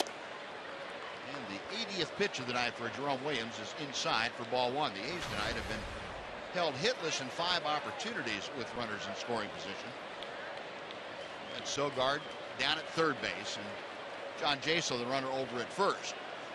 Cespedes 0 for 2, a fly ball and a ground ball to short. It's Fistel who shoots that right over the top of the Oakland dugout. A ball and a strike.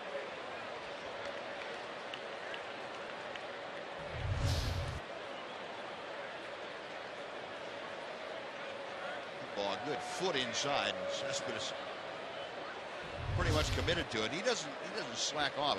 I don't see him check swing very much. He didn't check swing in that home run derby. I know that. He did. You're right. Right down the third baseline and foul. And the count moves to 1-2.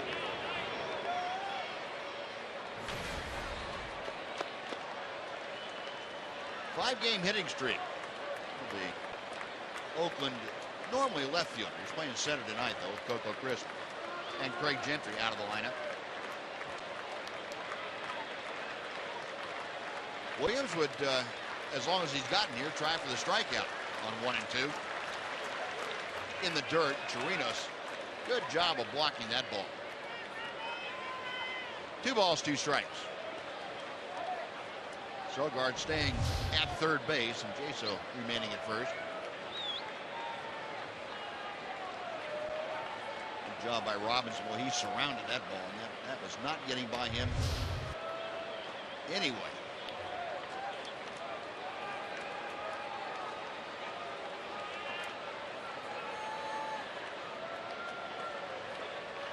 Williams staring in for the signs as Chirinos flashes a couple out.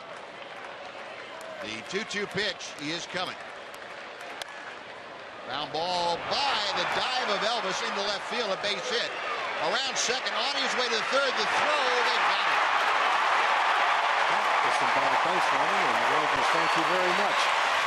That ball hit the left field hard, right in front of the runner. Not a particularly fast runner.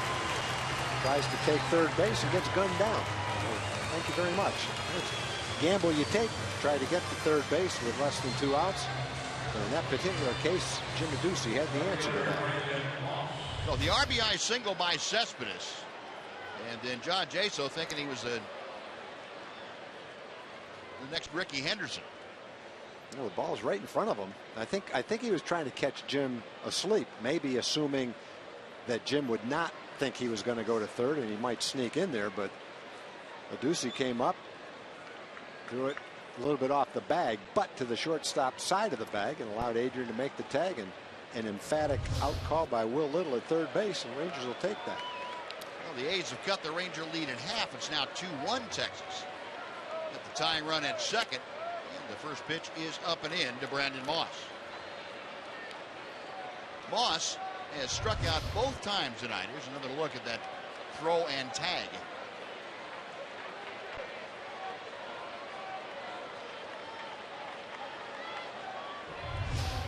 Jaso getting up thinking, that wasn't real smart. Now Williams, look at Cespedes. He's going to third, and the pitch is a strike, but nobody at third base except for Cespedes. That's one of the problems of playing a shift with a man on second base. There's not much you can do about it. They were pretty much conceding that base and trying to concentrate on getting the hitter.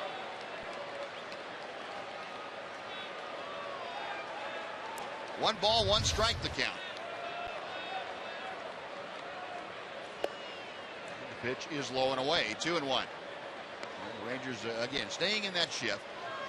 Beltre, the only player on the left side of the infield. He's a good 35 or 40 feet from the bag. Andrus, Odor, and Aaron Sebia all on the right side. 2-1 as Williams sets. Popped him up shallow left center field. Moving over, Leonis Martin. A little bit of sky problem on that one. That'll do it. A's come back. They get a run on 3 hits, but strand 1. Bottom of the 6th inning. Rangers coming up leading 2-1.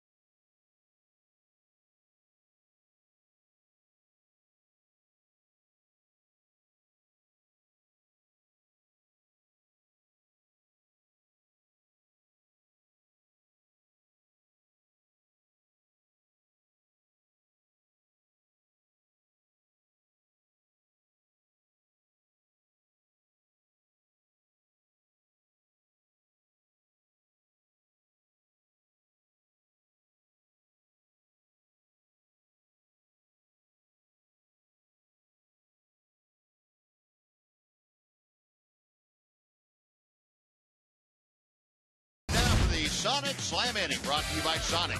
Tonight's jackpot is worth $900 and dinner for 2 at Sonic Drive-In. Tonight, the Rangers are hitting for Gerald Pyle from Greenville. And if a Ranger hits a grand slam this inning, Gerald Pyle from Greenville will win $25,000. You can register at any participating Sonic restaurant.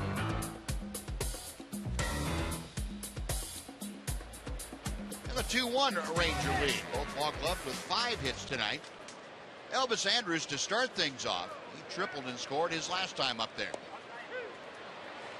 Jason Hamill drops in a breaking ball for strike 1. Elvis now at 261 with the average.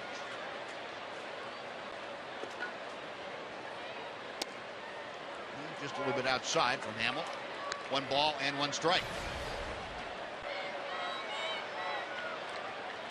Andrus making his 100th start at shortstop this year. Line drive right center field. Reddick in a hurry. He's got to play it on hot. And Elvis aboard with a leadoff single. Well, 2 different type of hit. Elvis, the triple, the line shot that carried about 385 feet to right center field, just shot past Cespedes. And then a little blooper that's dunked in front of Reddick for a leadoff single. And he's trying to get that run back that they gave up. Elvis aboard, and very definitely a base stealing opportunity should he choose to go. He has Alex Rios at the plate. Rios 1 for 2 with an RBI single.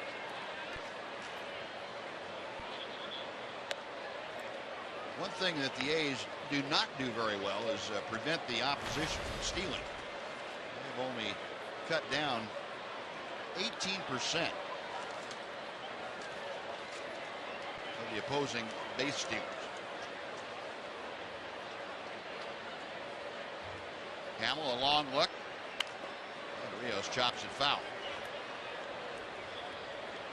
Opponents have been successful 82.1% of the time this year, and that's the 4th highest total in the major leagues.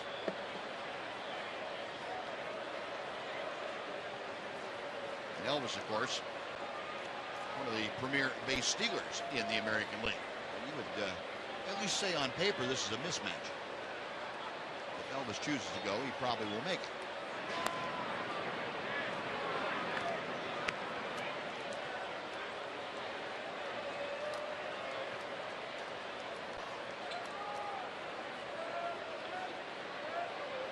Andrus tied for 5th in the American League with his 20 stolen bases. The breaking ball is just off the plate. 2 balls and a strike.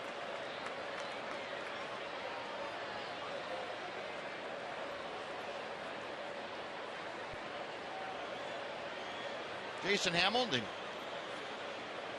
31-year-old, about ready to throw his 79th pitch on this very warm evening here in Globe Life Park. Wind continuing to come in from right field. They're the stolen base leaders in the American League. Jose Altuve, boy, he's having a great year running, a great year period. Yeah, he's leading by a mile. He's hardly ever thrown out either. I think he's only been thrown out 3 times, 3 or 4 times maybe. Now 3-1 the count to Alex Rios. Still a 94-degree evening. The wind coming out of the south, and kind of like a warm hair dryer blowing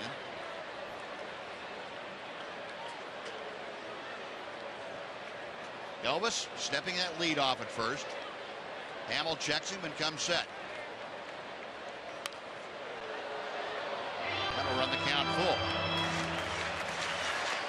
With Elvis at first and nobody out here in the 6th, Rios trying to get aboard also.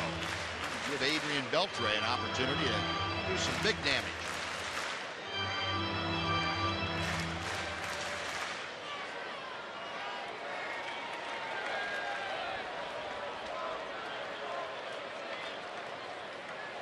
Hamill nods in agreement. He's ready to work. And Elvis caught leaning and almost picked. Oh, that looked a little familiar right there. J.P. Arancibia caught in the 4th inning. And Elvis just barely able to beat that tag back.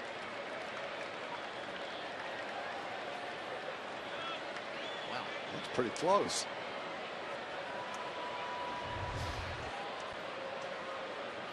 There goes Elvis. Payoff pitch is outside, ball 4. And there are 2 aboard, nobody out. Adrian Beltre is coming up.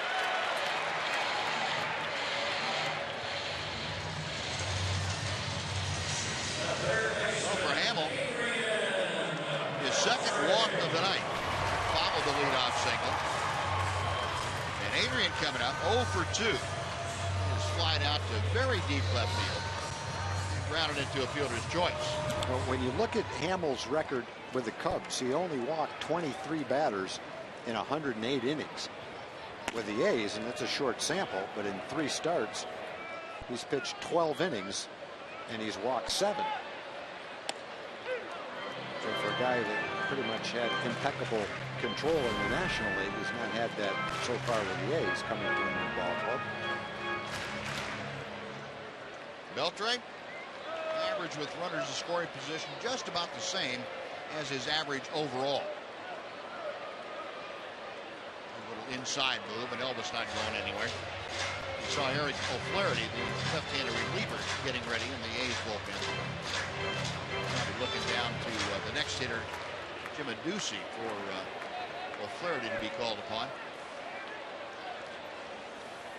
No balls and a strike to Beltre. 1-1.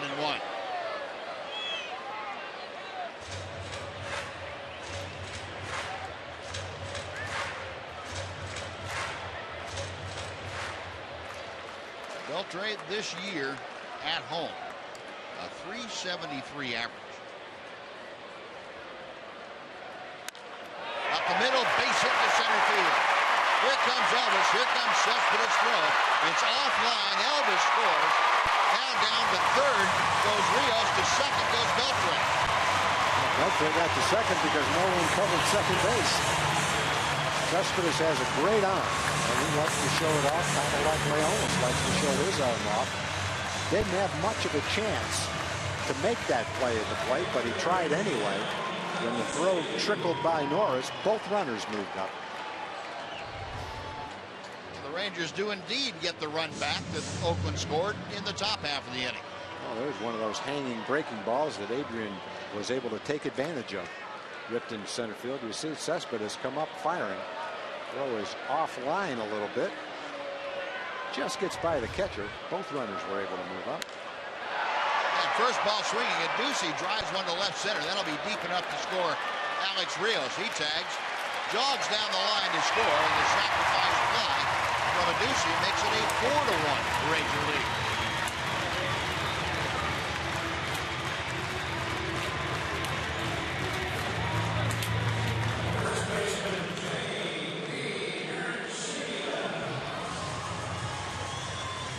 Ducey driving in his 4th run of the year after Adrian Beltre had driven home his 54th. The Rangers now with a 3-run advantage. It's 4-1 Texas.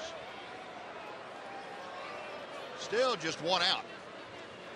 Beltre at second base, and J.P. Arancibia, who has singled and walked, steps to the plate.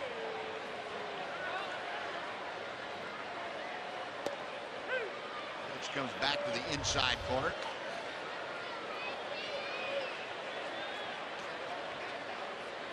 Here's the end of that play on which Elvis scored. You saw what Tom was talking about. Nobody covered second base, so Beltre just kept on going as the ball got away from Norris just a little bit. I don't think he would have gone to second if Lowry was over covering second.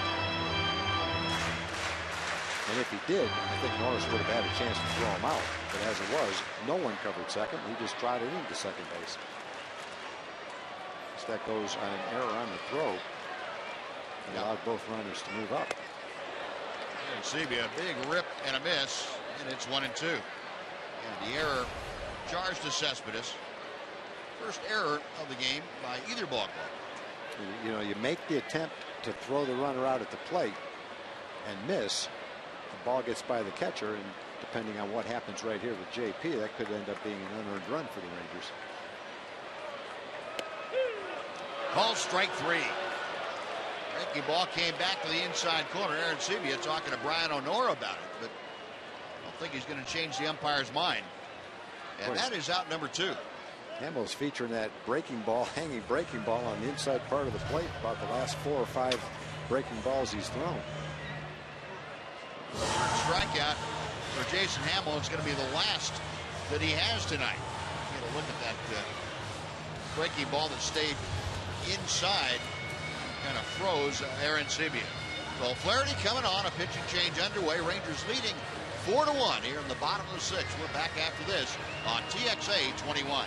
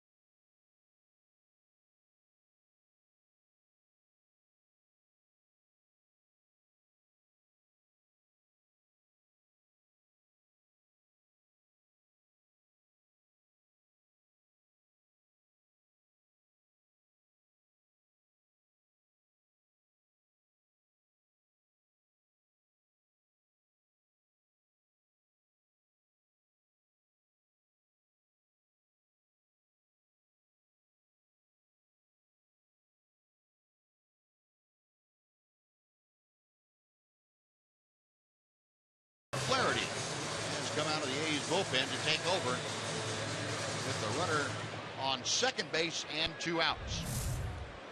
numbers for Eric O'Flaherty. Only his 6th ball game with the A's. Only pitched 5 1/3 innings. Coming in to face the lefty, trying to get the A's out of this inning. Yeah, Leonis Martin, a check swing for ball 1. O'Flaherty coming back from Tommy John surgery and had that a couple of years ago. Spent a lot of time with Atlanta and came up originally with Seattle. So Washington native. Left-hander with a 1-1 pitch. Now a ball and 2 strikes. Martin tonight has grounded out twice, once into a double play.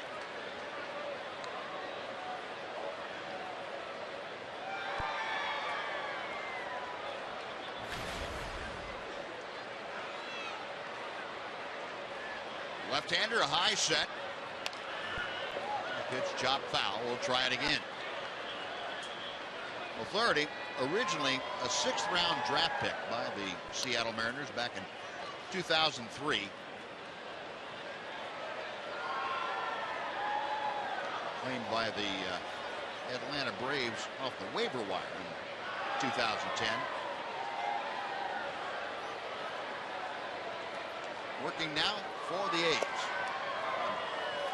Leaning on that breaking ball. Leonis didn't swing. It's 2-2.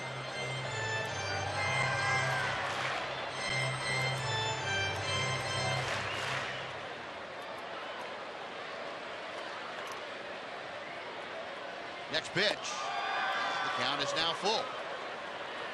Trying to hit that outside corner. Leonis is not going to fish for the one out of the strike zone. He's gotten it in the strike zone trying to do that. Martin hitting 7th in the order, trying to keep this inning alive. He's got Beltre at second base. The payoff pitch is fouled back. We'll try it again.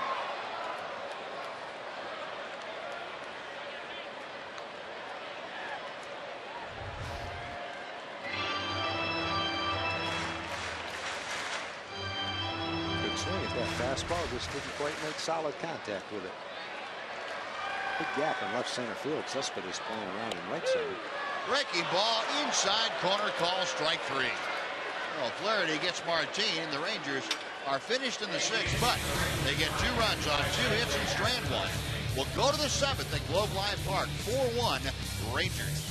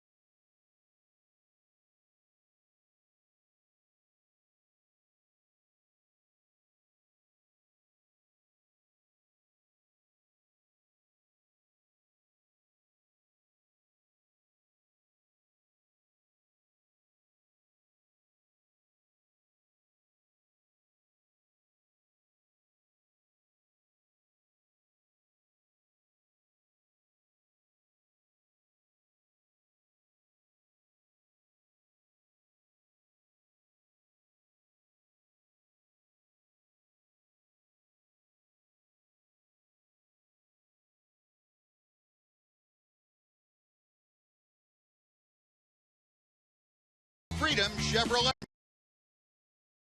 Nobody.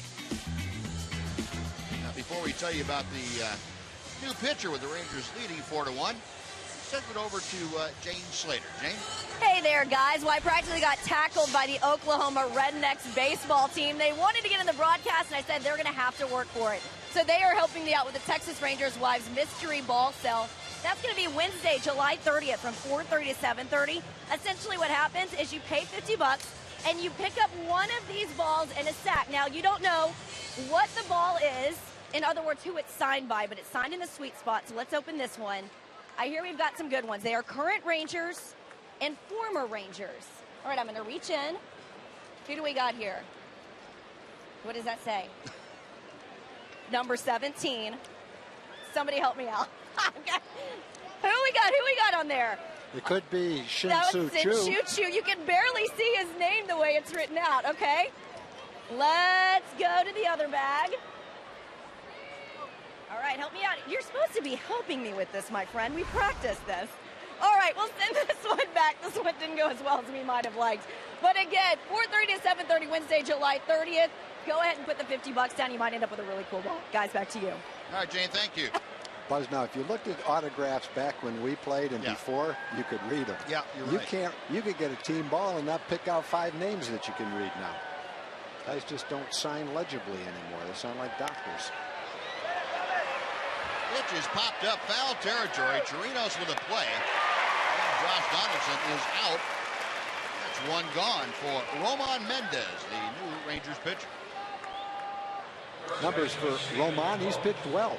6 ball games, doesn't have an ERA yet. Done a nice job. 0.69 opponent's batting average. And speaking of nice jobs, how about a nice job for Jerome Williams? Yeah. The 2 tune-up outings he had in AAA really wouldn't have indicated what we saw tonight. He was pinpoint with all 4 of his pitches. He had a good sinking fastball, a cut fastball, a curveball, and a changeup. Used them all effectively, didn't walk a batter, gave up 1 run, struck out 4, and pitched 6 innings. Quite a first impression if you Very get him nice on your team. Yep. Well, Roman Mendez now with 1 out facing Stephen Vogt. And a crackling fastball just a little bit high for ball 1. And the other side of it is he's doing it against the best team in baseball. Right. So even more impressive for Jerome tonight. Nice going. Vogt a double in 2 trips. Knee-high fastball.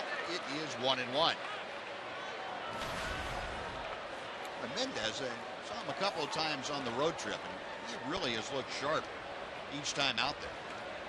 His command was a little bit shaky the first couple of times, possibly, but boy, lately, Pretty good changeup. yeah, he's thrown 2 different kinds of fastballs. That changeup, almost pinpoint control, and at 96 or 97 sometimes. Boy, when you can throw it at 96 or 97 and then drop in an 83-mile-an-hour changeup, that's a pretty good differential right there.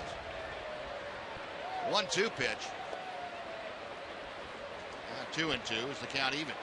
Well, when you talk about development over the last couple of months of the season, Roman is certainly one of the guys that you're counting on to develop. Love to see him develop into a power late inning reliever, and he's going to get the opportunity to showcase his talent the last couple of months and see if he can't be one of those guys for next year. 2-2 pitch from the big guy. Now full count. There'll be a couple things with the bullpen, the Ranger bullpen, that you want to look at. Neftali Feliz along with Roman Mendez. Hard throwing, and for Feliz, can he get back to his 2010-2011 self, where he's closing games out almost effortlessly. Payoff pitch. Vogt pops one foul. Beltray a long run over, that's back into the seats. Well, if Neftali can do that, and then you're going to have Tanner Shepard's back, there's some pretty good candidates for late inning bullpen work next year. Some great arms. And you throw in Alexio Gondo into that mix if you wanted to. And one of the players that the Rangers got from the Tigers, Corey Knables, a closer that has pitched exceptionally well in AAA, a high draft choice with a great fastball and a good curveball. Rangers could have some good young arms for late inning bullpen work next year.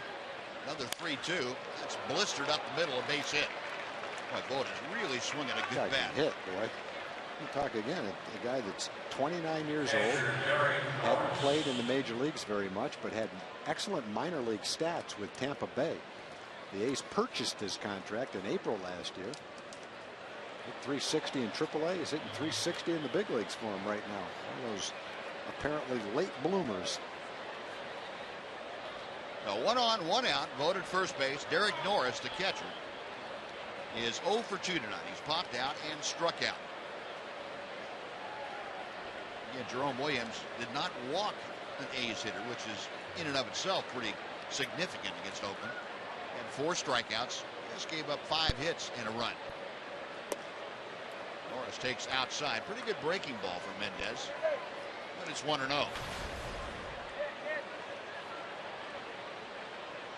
Ramon Mendez, who is celebrating his 24th birthday today. Good guy from the Dominican Republic. Trying to wrap up a present for himself. He gets a pop-up. Elvis at the dead rim of the outfield grass. 2 gone.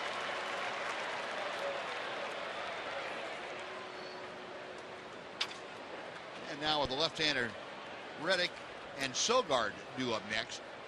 Ron Washington on his way out to the mound. He had Ryan Fearabend, left-hander, loosening in the Ranger bullpen. So we'll see if the skipper wants to bring in the left-hander, make a percentage matchup. And he's going to do that after explaining to Roman Mendez that he's glad of the job that he did, and that was all that he wanted him to do, and just continue that, build on that, and get the development part going. So 1 on, 2 out, a pitching change underway. Mendez is finished. Fearabend is coming on. We'll be back after this on TXA 21.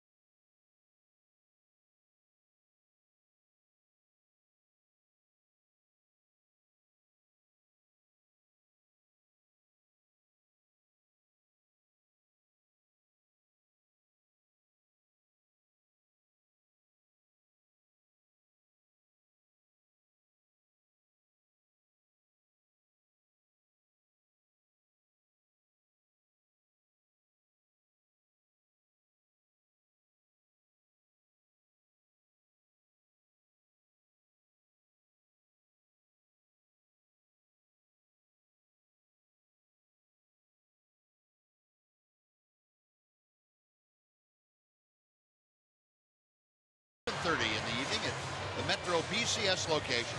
That's at 105 South Cedar Ridge Road in Duncanville.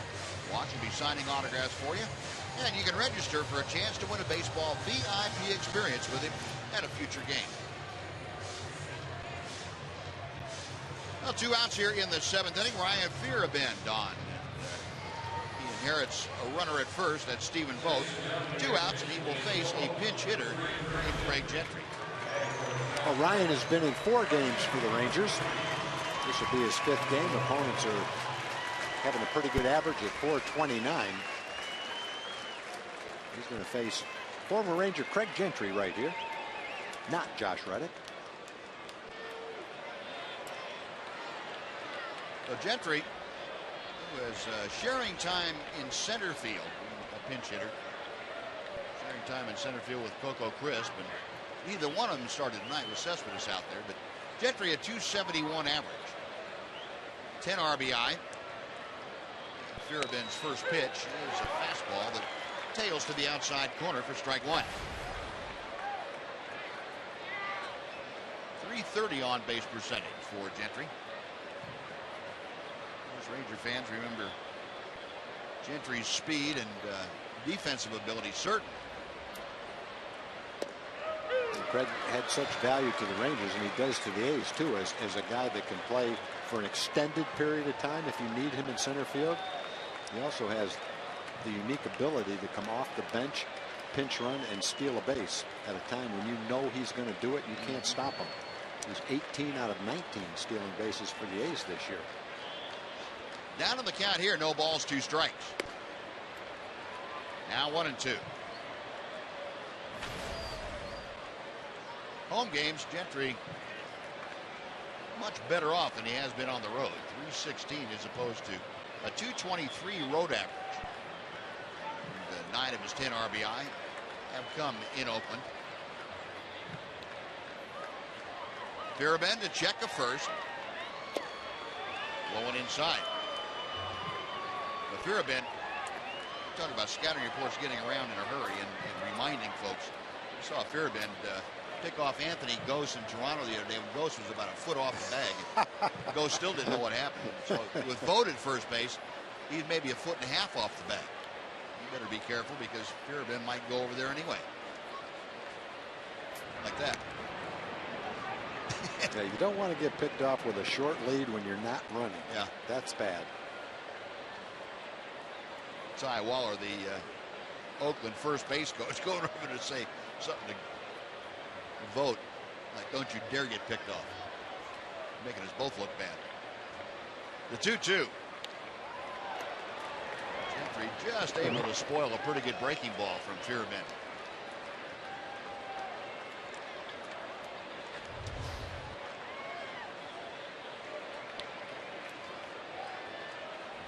Craig Gentry all out on his front foot, and Gentry just barely able to get a piece of it. Well, Fearabend okays the sign. The left-hander's ready again. A 2-2 pitch. That's just a little bit high. The count is full. So now, with 2 outs and a full count, Vogt will be moving on the next Fearabend offering. If Gentry is able to prolong this inning, Eric Sogard is the next scheduled hitter. Although he does not face left-handed pitchers very often. Fearabend ready. Payoff pitch on the way. A ground ball to short. Elvis up and throwing, and that will do it. Fearabend gets the one man he's asked to get. A hit, a runner left.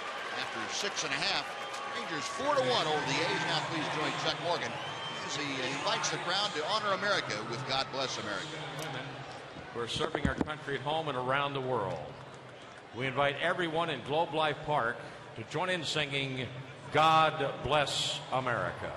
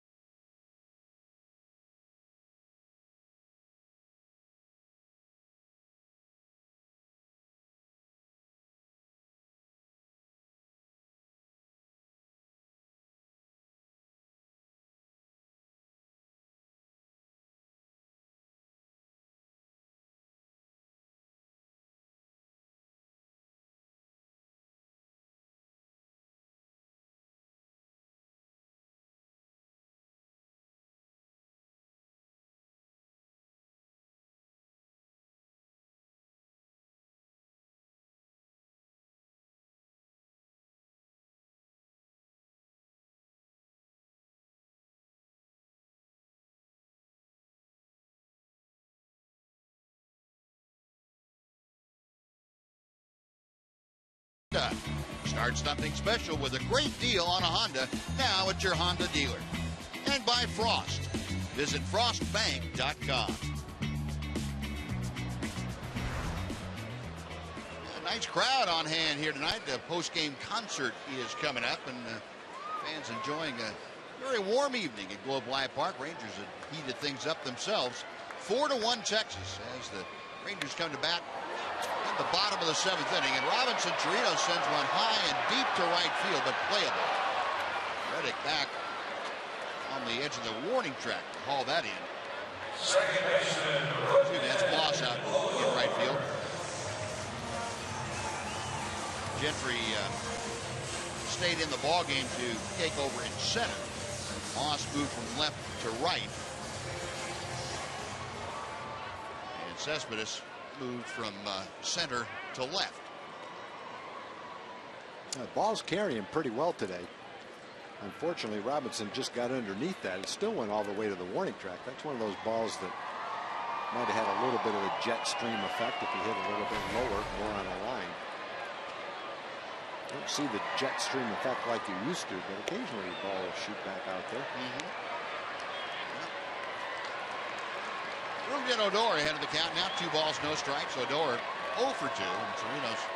That's kind of what he's doing with that swing. He's saying hit more of a line drive instead of getting underneath it and popping it up. Now 3 balls and no strikes. A 30. A hard time throwing a strike to Odor. Ruben had a strikeout, a fly ball to right field tonight. 273 the average for the Rangers second baseman. Way outside.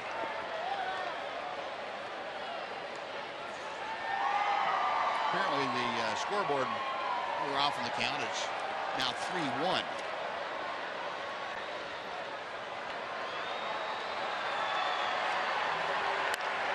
And a 2-hopper out to Sogard at second base. One second baseman takes care of the other. 2 gone, back to the top of the order for Shin-Soo Choo.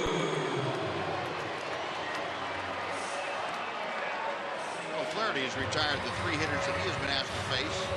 And here comes Choo, who is 1 for 3 tonight.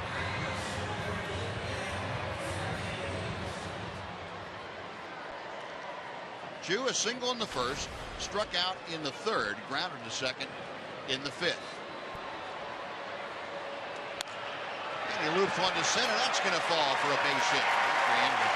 Playing on a few hops. Choo with his second hit of the night. A 2-out single gets him aboard for Elvis Andrus. Elvis has had a good night tonight. A triple, a single, and he scored a couple of times. Here's the TXU Energy replay of the game.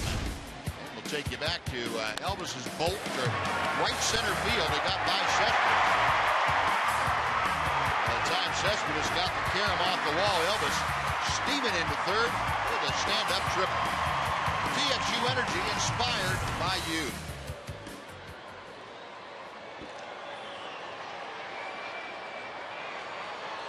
A little time now being taken as Derek Norris out to the mound. The A's have right-hander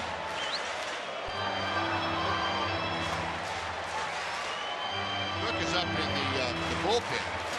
When you're looking at the Ranger order, you have 3 right-handers in a row. You have Elvis, who's at the plate now, then Rios and Beltre.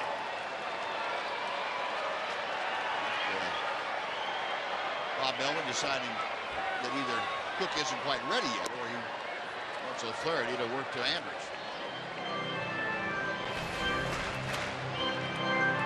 Elvis has scored 2 runs this evening, 2 for 3. You see that average now up to 263. Choo a modest lead at first.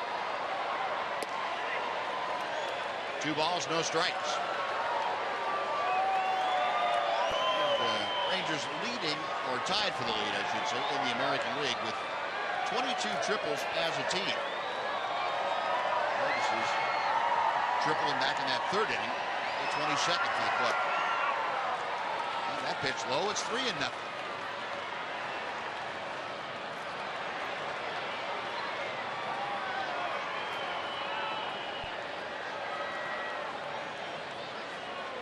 Flaherty set. And fires a strike. It's 3-1. Rangers 4 runs on 8 hits tonight. Rays 1 run on 6 hits.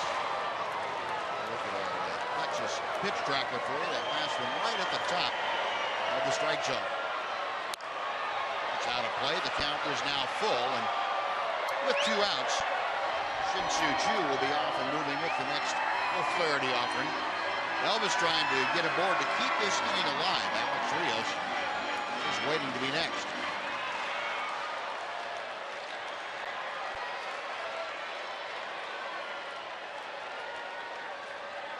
Well, Flaherty has the sign he wants. Payoff pitch. Ground ball up the middle. Over the bag. Sogard a jump throw. And not in time. That might get a challenge. It looked to the naked eye from up here that the ball beat Elvis there, but we'll see. Bob Melvin going out. Remember that Melvin got a call on the pickoff of J.P. Arancibia, overturned back in the 4th inning, so he still has that one challenge to deal with. And he's going to go out there and visit with DJ Rayburn, the first base umpire. Last time, Buzz, he only got to the pitcher's mound and the umpire came running in. This time he got out there, had to turn back. They had to look at it a little bit more in the dugout, but they feel like Elvis was out. They're going to challenge it, and we'll see what happens. That is a bang-bang play. Well, they're going to win their second one. Yeah, I think you're right. But they won't have any more. That's all you get, even if you win it. Yeah, I think that ball pounding into the back of the glove just before Elvis's foot hit the bag, it looked like. Bob Melvin, who is 1 for 1 in challenges and trying it for the second time tonight.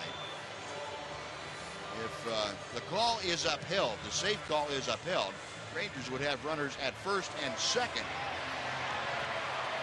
with 2 outs for Alex Rios. And the crowd reacting to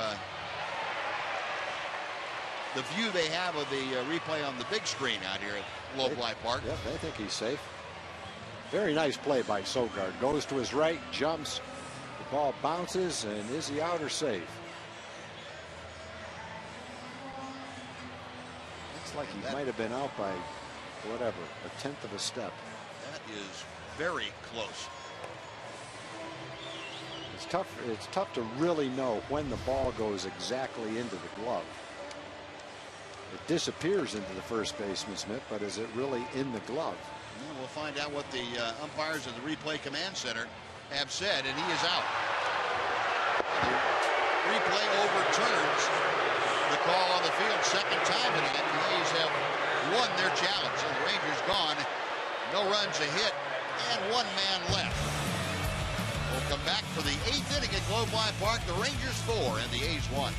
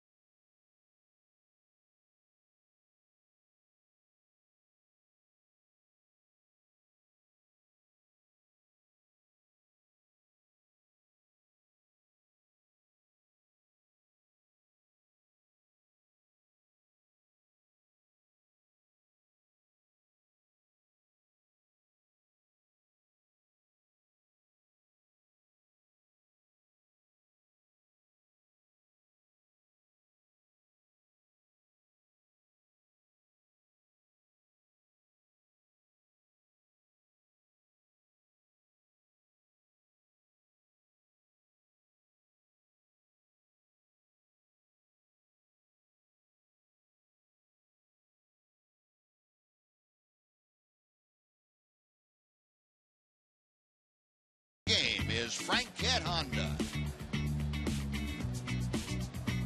Well, and the 8th inning has arrived. Rangers leading 4-1. And Neil Kotz, the veteran left-hander, is on now. And folks waving hi. That's the natural reaction. You see a camera, wave at him. Hi, how you doing? Well, here's the 34-year-old left-hander, Neil Kotz. Oh, good spot for Neil. Rangers have a lead. Setup situation. Nephi Felice is now the closer. Right now, the score would indicate that you would need your closer for a save, depending on what happens. 48th game, though, for Neil. Solid ERA. Good strikeout to walk ratio. Another solid season for Neil out of the Ranger bullpen. And Bob Melvin has gone to his bench one more time. And matter of fact, it looks like he's going to go 2 more times here. Nick Punto, the veteran infielder, will be pinch hitting for Eric Sogard. I mentioned Sogard doesn't do much work against left-handed pitchers. And Punto is the right-handed complement to Eric Sogard. Kotz fires strike 1. These are a team that definitely use the platoon system in a number of different places. It kind of keeps guys active. You don't sit on the bench too long unless you see a long stretch of right-handed pitchers and don't get a chance as a right-hand hitter to face lefties. Otherwise, you're playing on a fairly consistent basis.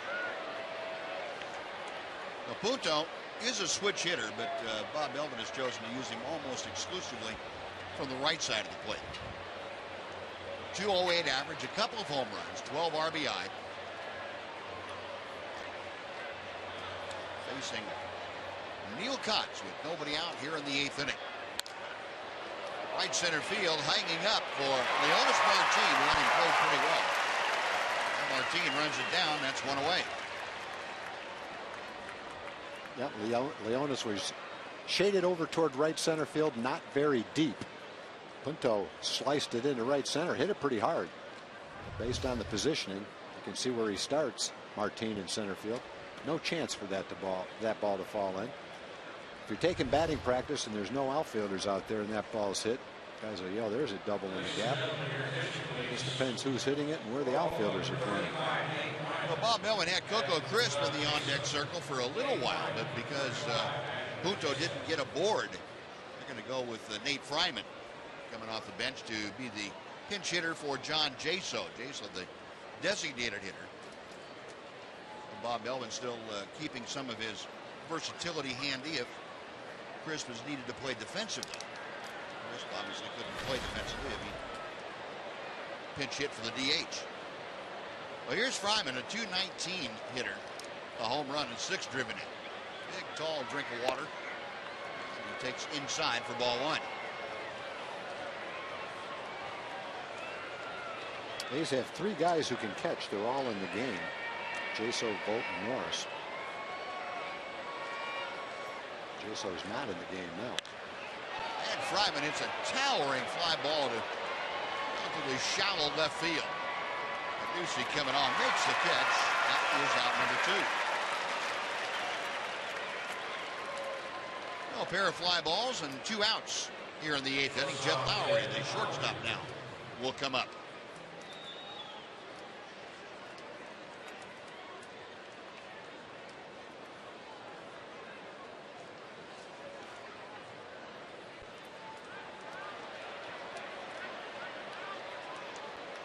Lowry tonight doubled his first time up. Since then has twice flied to center field. 1 for 3, a .244 average. Lowry, a switch hitter, turns around to bat from the right side against Neil Kotz and takes strike 1.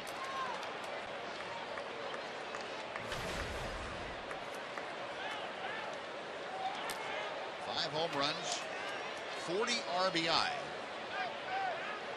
Lowry not quite what he was able to do last year.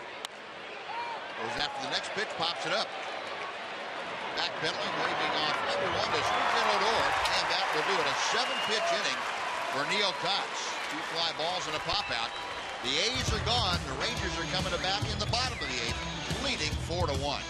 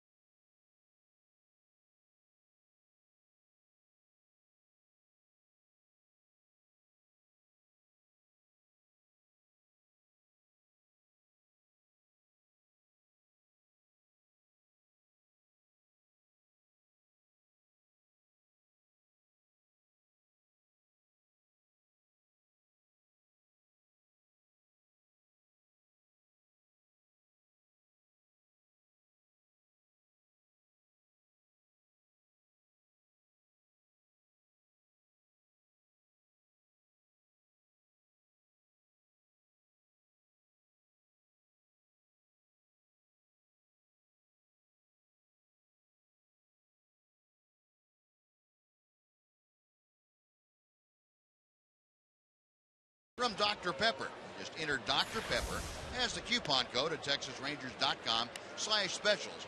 Or you can bring any Dr. Pepper can to the ballpark for savings of at least 25%. Don't miss out on the last game of the A's series, or don't miss out on this offer.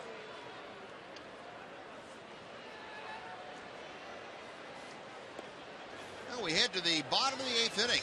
And for the Rangers, it will be Alex Rios, Adrian Beltre, and Jim Adduci, and they will be facing the hard-throwing right-hander, Ryan Cook. Yeah, Cook with a good ERA, 2.84. Probably a few too many walks, 17 walks in 31 innings, but almost a strikeout per inning. Opponents hitting below 200 against him. He has a good sinking fastball, good off-speed pitch. Has been an all-star before. Nick Punto will go into second base for Eric Sogard. Well, Cook set to work to Rios. Alex a base hit and 3 times to the plate. He's also a walk, so 1 for 2 officially with an RBI. His 43rd of the year. Rangers 4 runs on 8 hits. A's have been held to 1 run on just 6 hits. Check swing. It's a strike anyway. The count evens.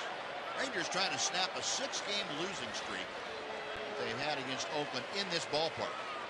At home here at Globe Life Park. You remember the A's came in first trip this year, swept the Rangers. That was after the Rangers had swept the A's in the Coliseum in late April.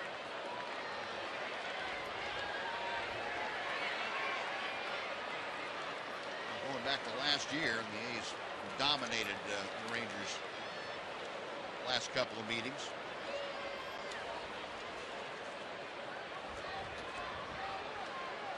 One ball, 2 strikes as Cook gets ready. At the end of the bat, and that's back into the seats.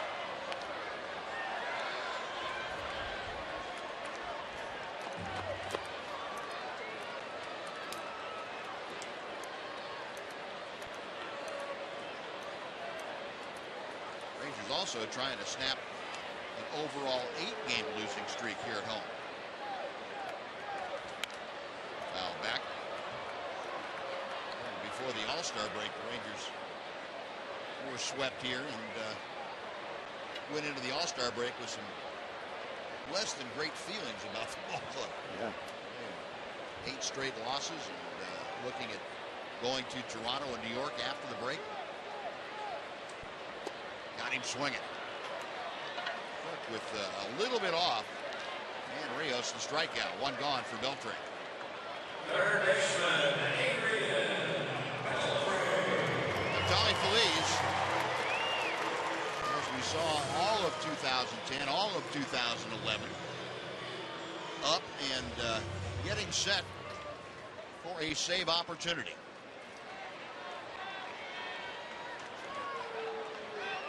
Beltre 1 for 3, an RBI base hit his last time to the plate. Adrian now 54 runs driven in.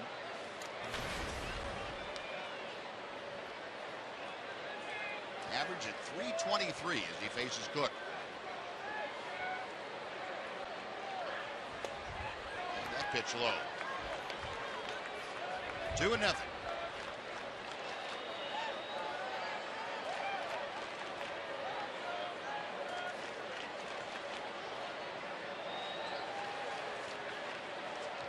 Cook back to the plate.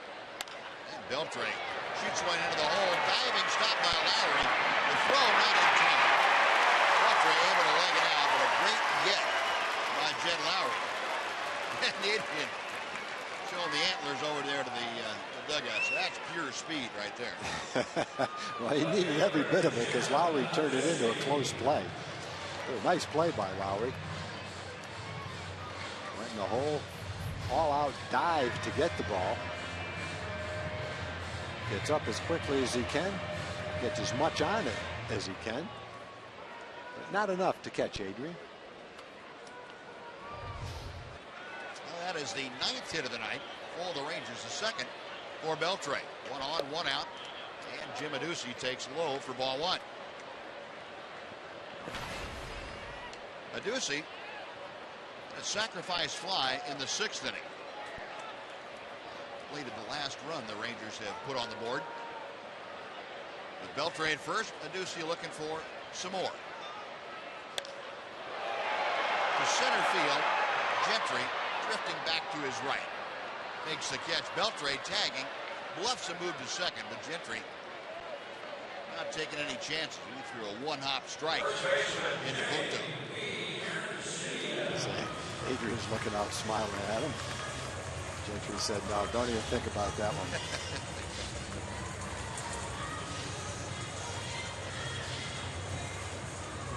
The 2 away. It'll bring up J.P. Arancibia for his 4th time to the plate.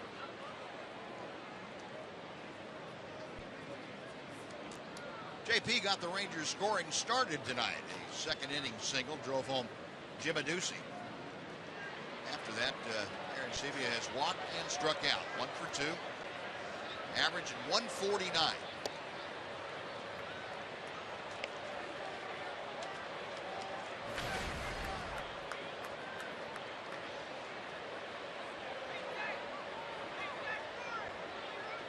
Three of those 4 home runs that are on his ledger right now have come in the last week. Rip and a miss. It is 1 ball and 1 strike.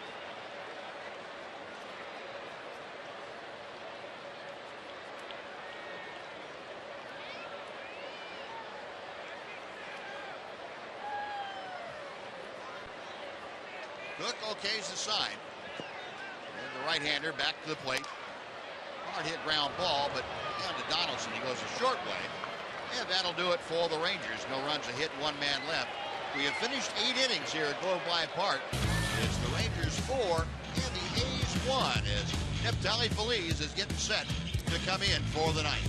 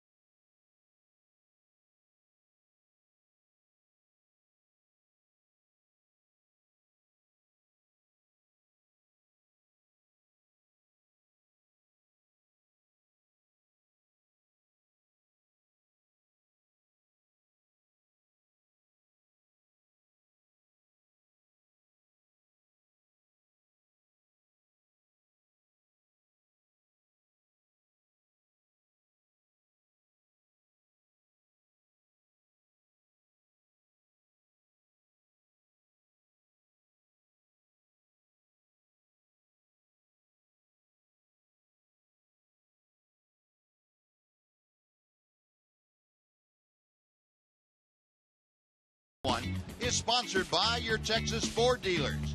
Visit your Texas Ford dealer today. Ford is the best in Texas. By Globe Life, the official life insurance company of the Texas Rangers. And by TXU Energy, inspired by you. Now, the 9th inning has arrived. What was a familiar sight to Ranger fans 3 years ago.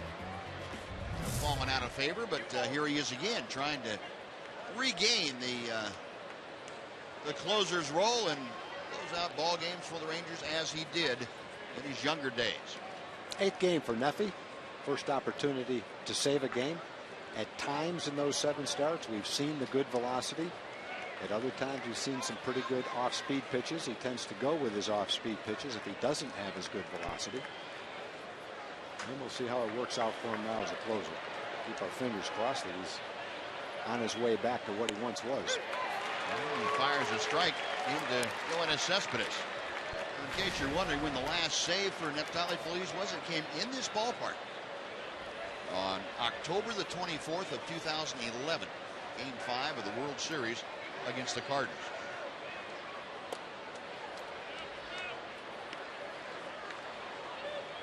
Hard to believe that was the last time that Neftali Feliz, and what's happened between then and now to Neftali Feliz. A ball and a strike to Cespedes. Rolls over on an off-speed pitch and pulls it foul. It's 1-2. Head with his fastball. Threw him a changeup. That looked like a slider. He has a little different repertoire of pitches right now that's kind of been necessitated by the drop in velocity. But it doesn't matter how hard you throw, it's what kind of pitches you throw to get the hitters out. So it helps him get hitters out so much the better. Yeah, where is more important than what? Yep. 1-2. And he popped him up.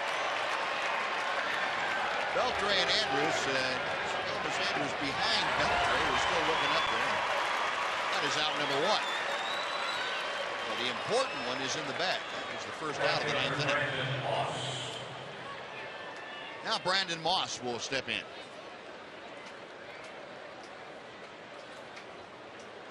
And the Rangers will go into that overshift with Moss and Elvis going on the first base side of second. Adrian moving over about midway between second and third. Moss tonight 0 for 3, a pair of strikeouts, a fly ball to center.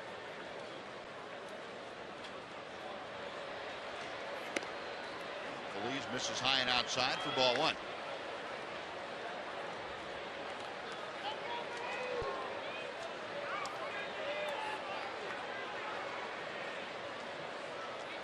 Effie okays the sign. The right-hander back to the plate. 2 balls, no strikes.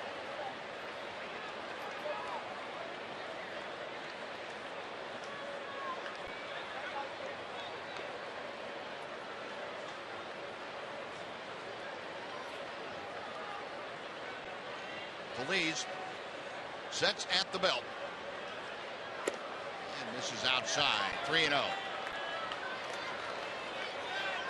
Effie, who got Yoenis Cespedes pretty easy fashion. He was falling behind Moss. Moss trying to get aboard in front of the third baseman. That's Josh Donaldson.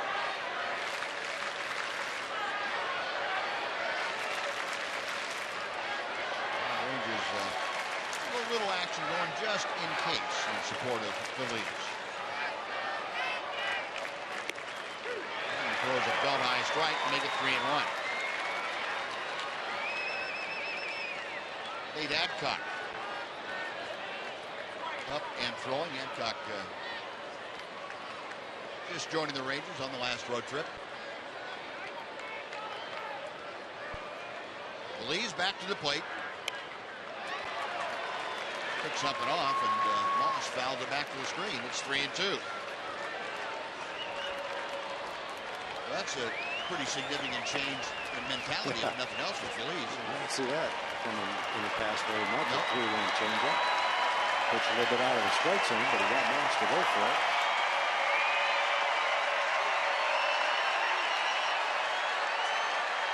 Payoff pitch is on the way.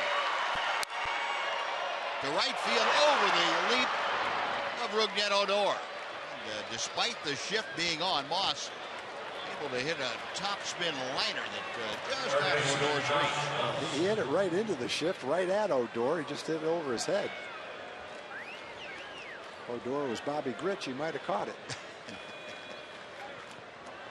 Well, we used to have a cat that looked just like that. There he is. That's Mickey. Is that Mickey?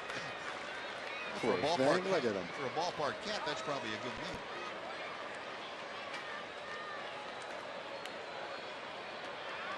A lot of food in the ballpark for stray cats, I'll tell you that.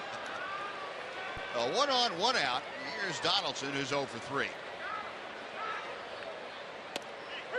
Feliz drops in the breaking ball. It's strike 1. Donaldson has popped out twice and struck out tonight. Average, as you can see, at 244. 21 home runs, 72 RBI.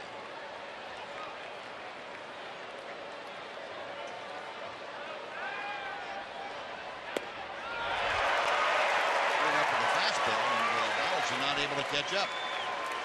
0-2. He may have been trying to throw it down in the low, but he got the swing and miss out of it. 35,582 in support of Neftali Feliz. Pitch high. It's 1-2.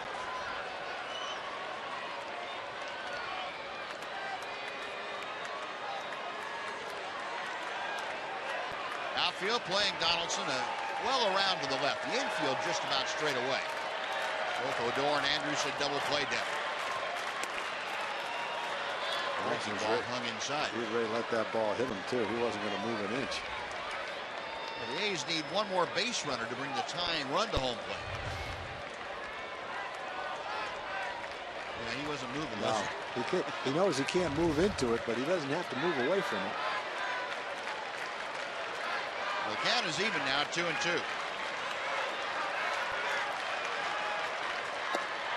it's low. 3 balls and 2 strikes.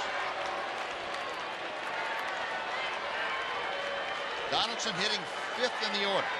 He'll be followed by the first baseman, Stephen Vogt. The Vogt swinging the bat. You don't want to see him with 2 men on. He's ready. The payoff pitch is coming. Ball 4. He lost him. With 1 out, a single, now a walk. Stephen Vogt coming up as the tying run. And Andy Hawkins is going out to talk to Neftali Feliz. Now, we've talked a lot about Stephen Vogt and his emergence as a big league hitter. And he's emerged as a pretty good hitter this season, hitting .357 coming into the game. He's had a double and a single in this ball game. Doesn't play much against left-handed pitching, but he has been a force against right-handed pitching. Came into the game hitting .376 against righties. It's probably about .390 right now against right-handers. So he is a threat. He may not be a common name in baseball circles, but based on how he swung the bat this year, he's not a guy you want to see up in this situation. Yeah, .364 will make your name much more common. Yeah, and he swung the bat well, too. It's not like he's dinking in little bloopers, boy. He's swinging the bat with authority. So the conference concluded. Feliz back up on top. He'll vote 2 for 3 tonight, a single and a double. And by the time the Rangers got him out, he lined sharply to first base. First pitch from Feliz. Knee-high strike. Both thought that ball might have been a little bit outside. Neffy got the call, though.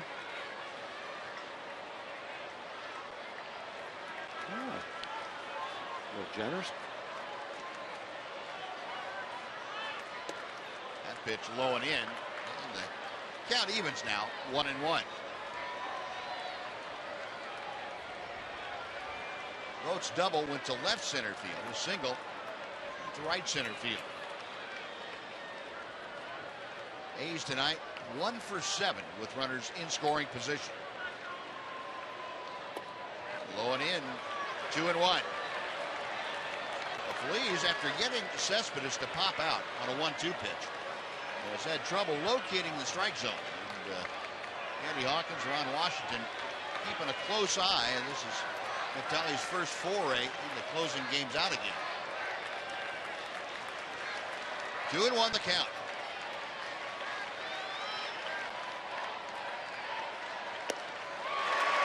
That fastball right on by Vogt. 2-2. It's kind of a tough call for Wash right here. You're in development mode. You want to redevelop Neffy into a closer, but at the same time you want to win a ball game too. You got a 3-run lead, and Neffy's having a little bit of a problem throwing strikes, so you got to get someone up in the bullpen. 2-2. Got him. Oops, no, he didn't. Foul tip. And off the gear of Chirinos. have to try the 2-2 pitch again.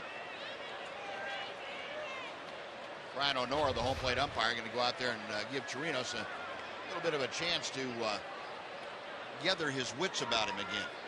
Well, that might have been one of those foul tips that you're lucky you've got that little extension down below your chin. Didn't used to be there 30 years ago.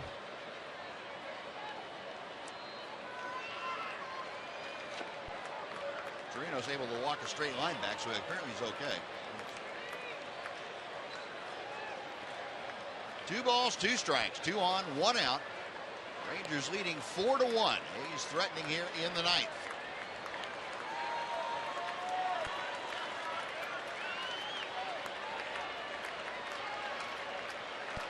Phillies from the belt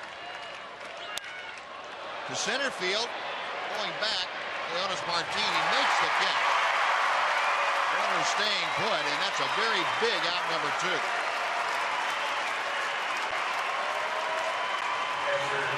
Both lines to fairly deep left center. Now Derek Norris will come up.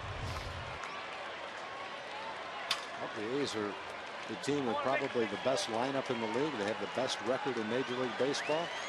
Not a lot of soft spots in their lineup. You have to bear down with every hitter you face. Norris certainly has the power to tie this ball game. We've seen him use that kind of power against the Rangers in the past. So formidable opponent right here for nothing. Tries to end this game. And the crowd, 35,500, almost every one of them on their feet. Derek Norris 0 for 3 tonight. He's popped out twice and struck out. And the strike is thrown.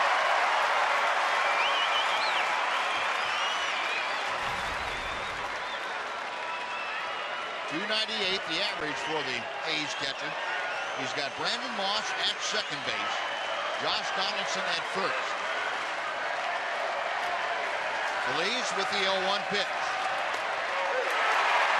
0-2.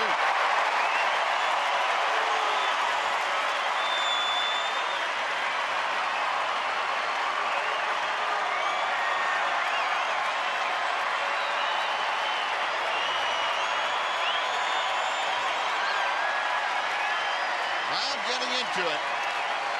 We're going to see the Rangers and Phillies close this out. 0-2 pitch.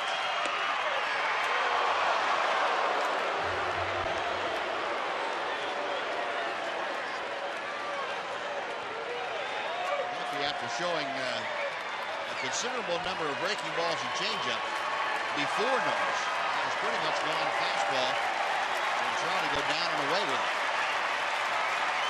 1-2 now. Ground ball off of Arancibia's glove. Picked up. The throw to first. They got it. That's the way you want to end it. Odor in the right place for the carom. On to Feliz covering. And we're going to have Bob Melvin coming out. Now remember, he doesn't have a challenge. He can ask the umpires if they would consider reviewing it. But he can't demand that they do. And the umpires... Are they going to check it, or is it over? It is over. The umpires are declining to review it. And that is the game. That makes a winner out of Jerome Williams in his first outing as a Ranger. And the Rangers get the victory tonight by a 4-1 count. There's your routine 3-4-1 put out to end the ball game. What a way to end it. A little help from the defense. JP knocked it down. Rubned was there.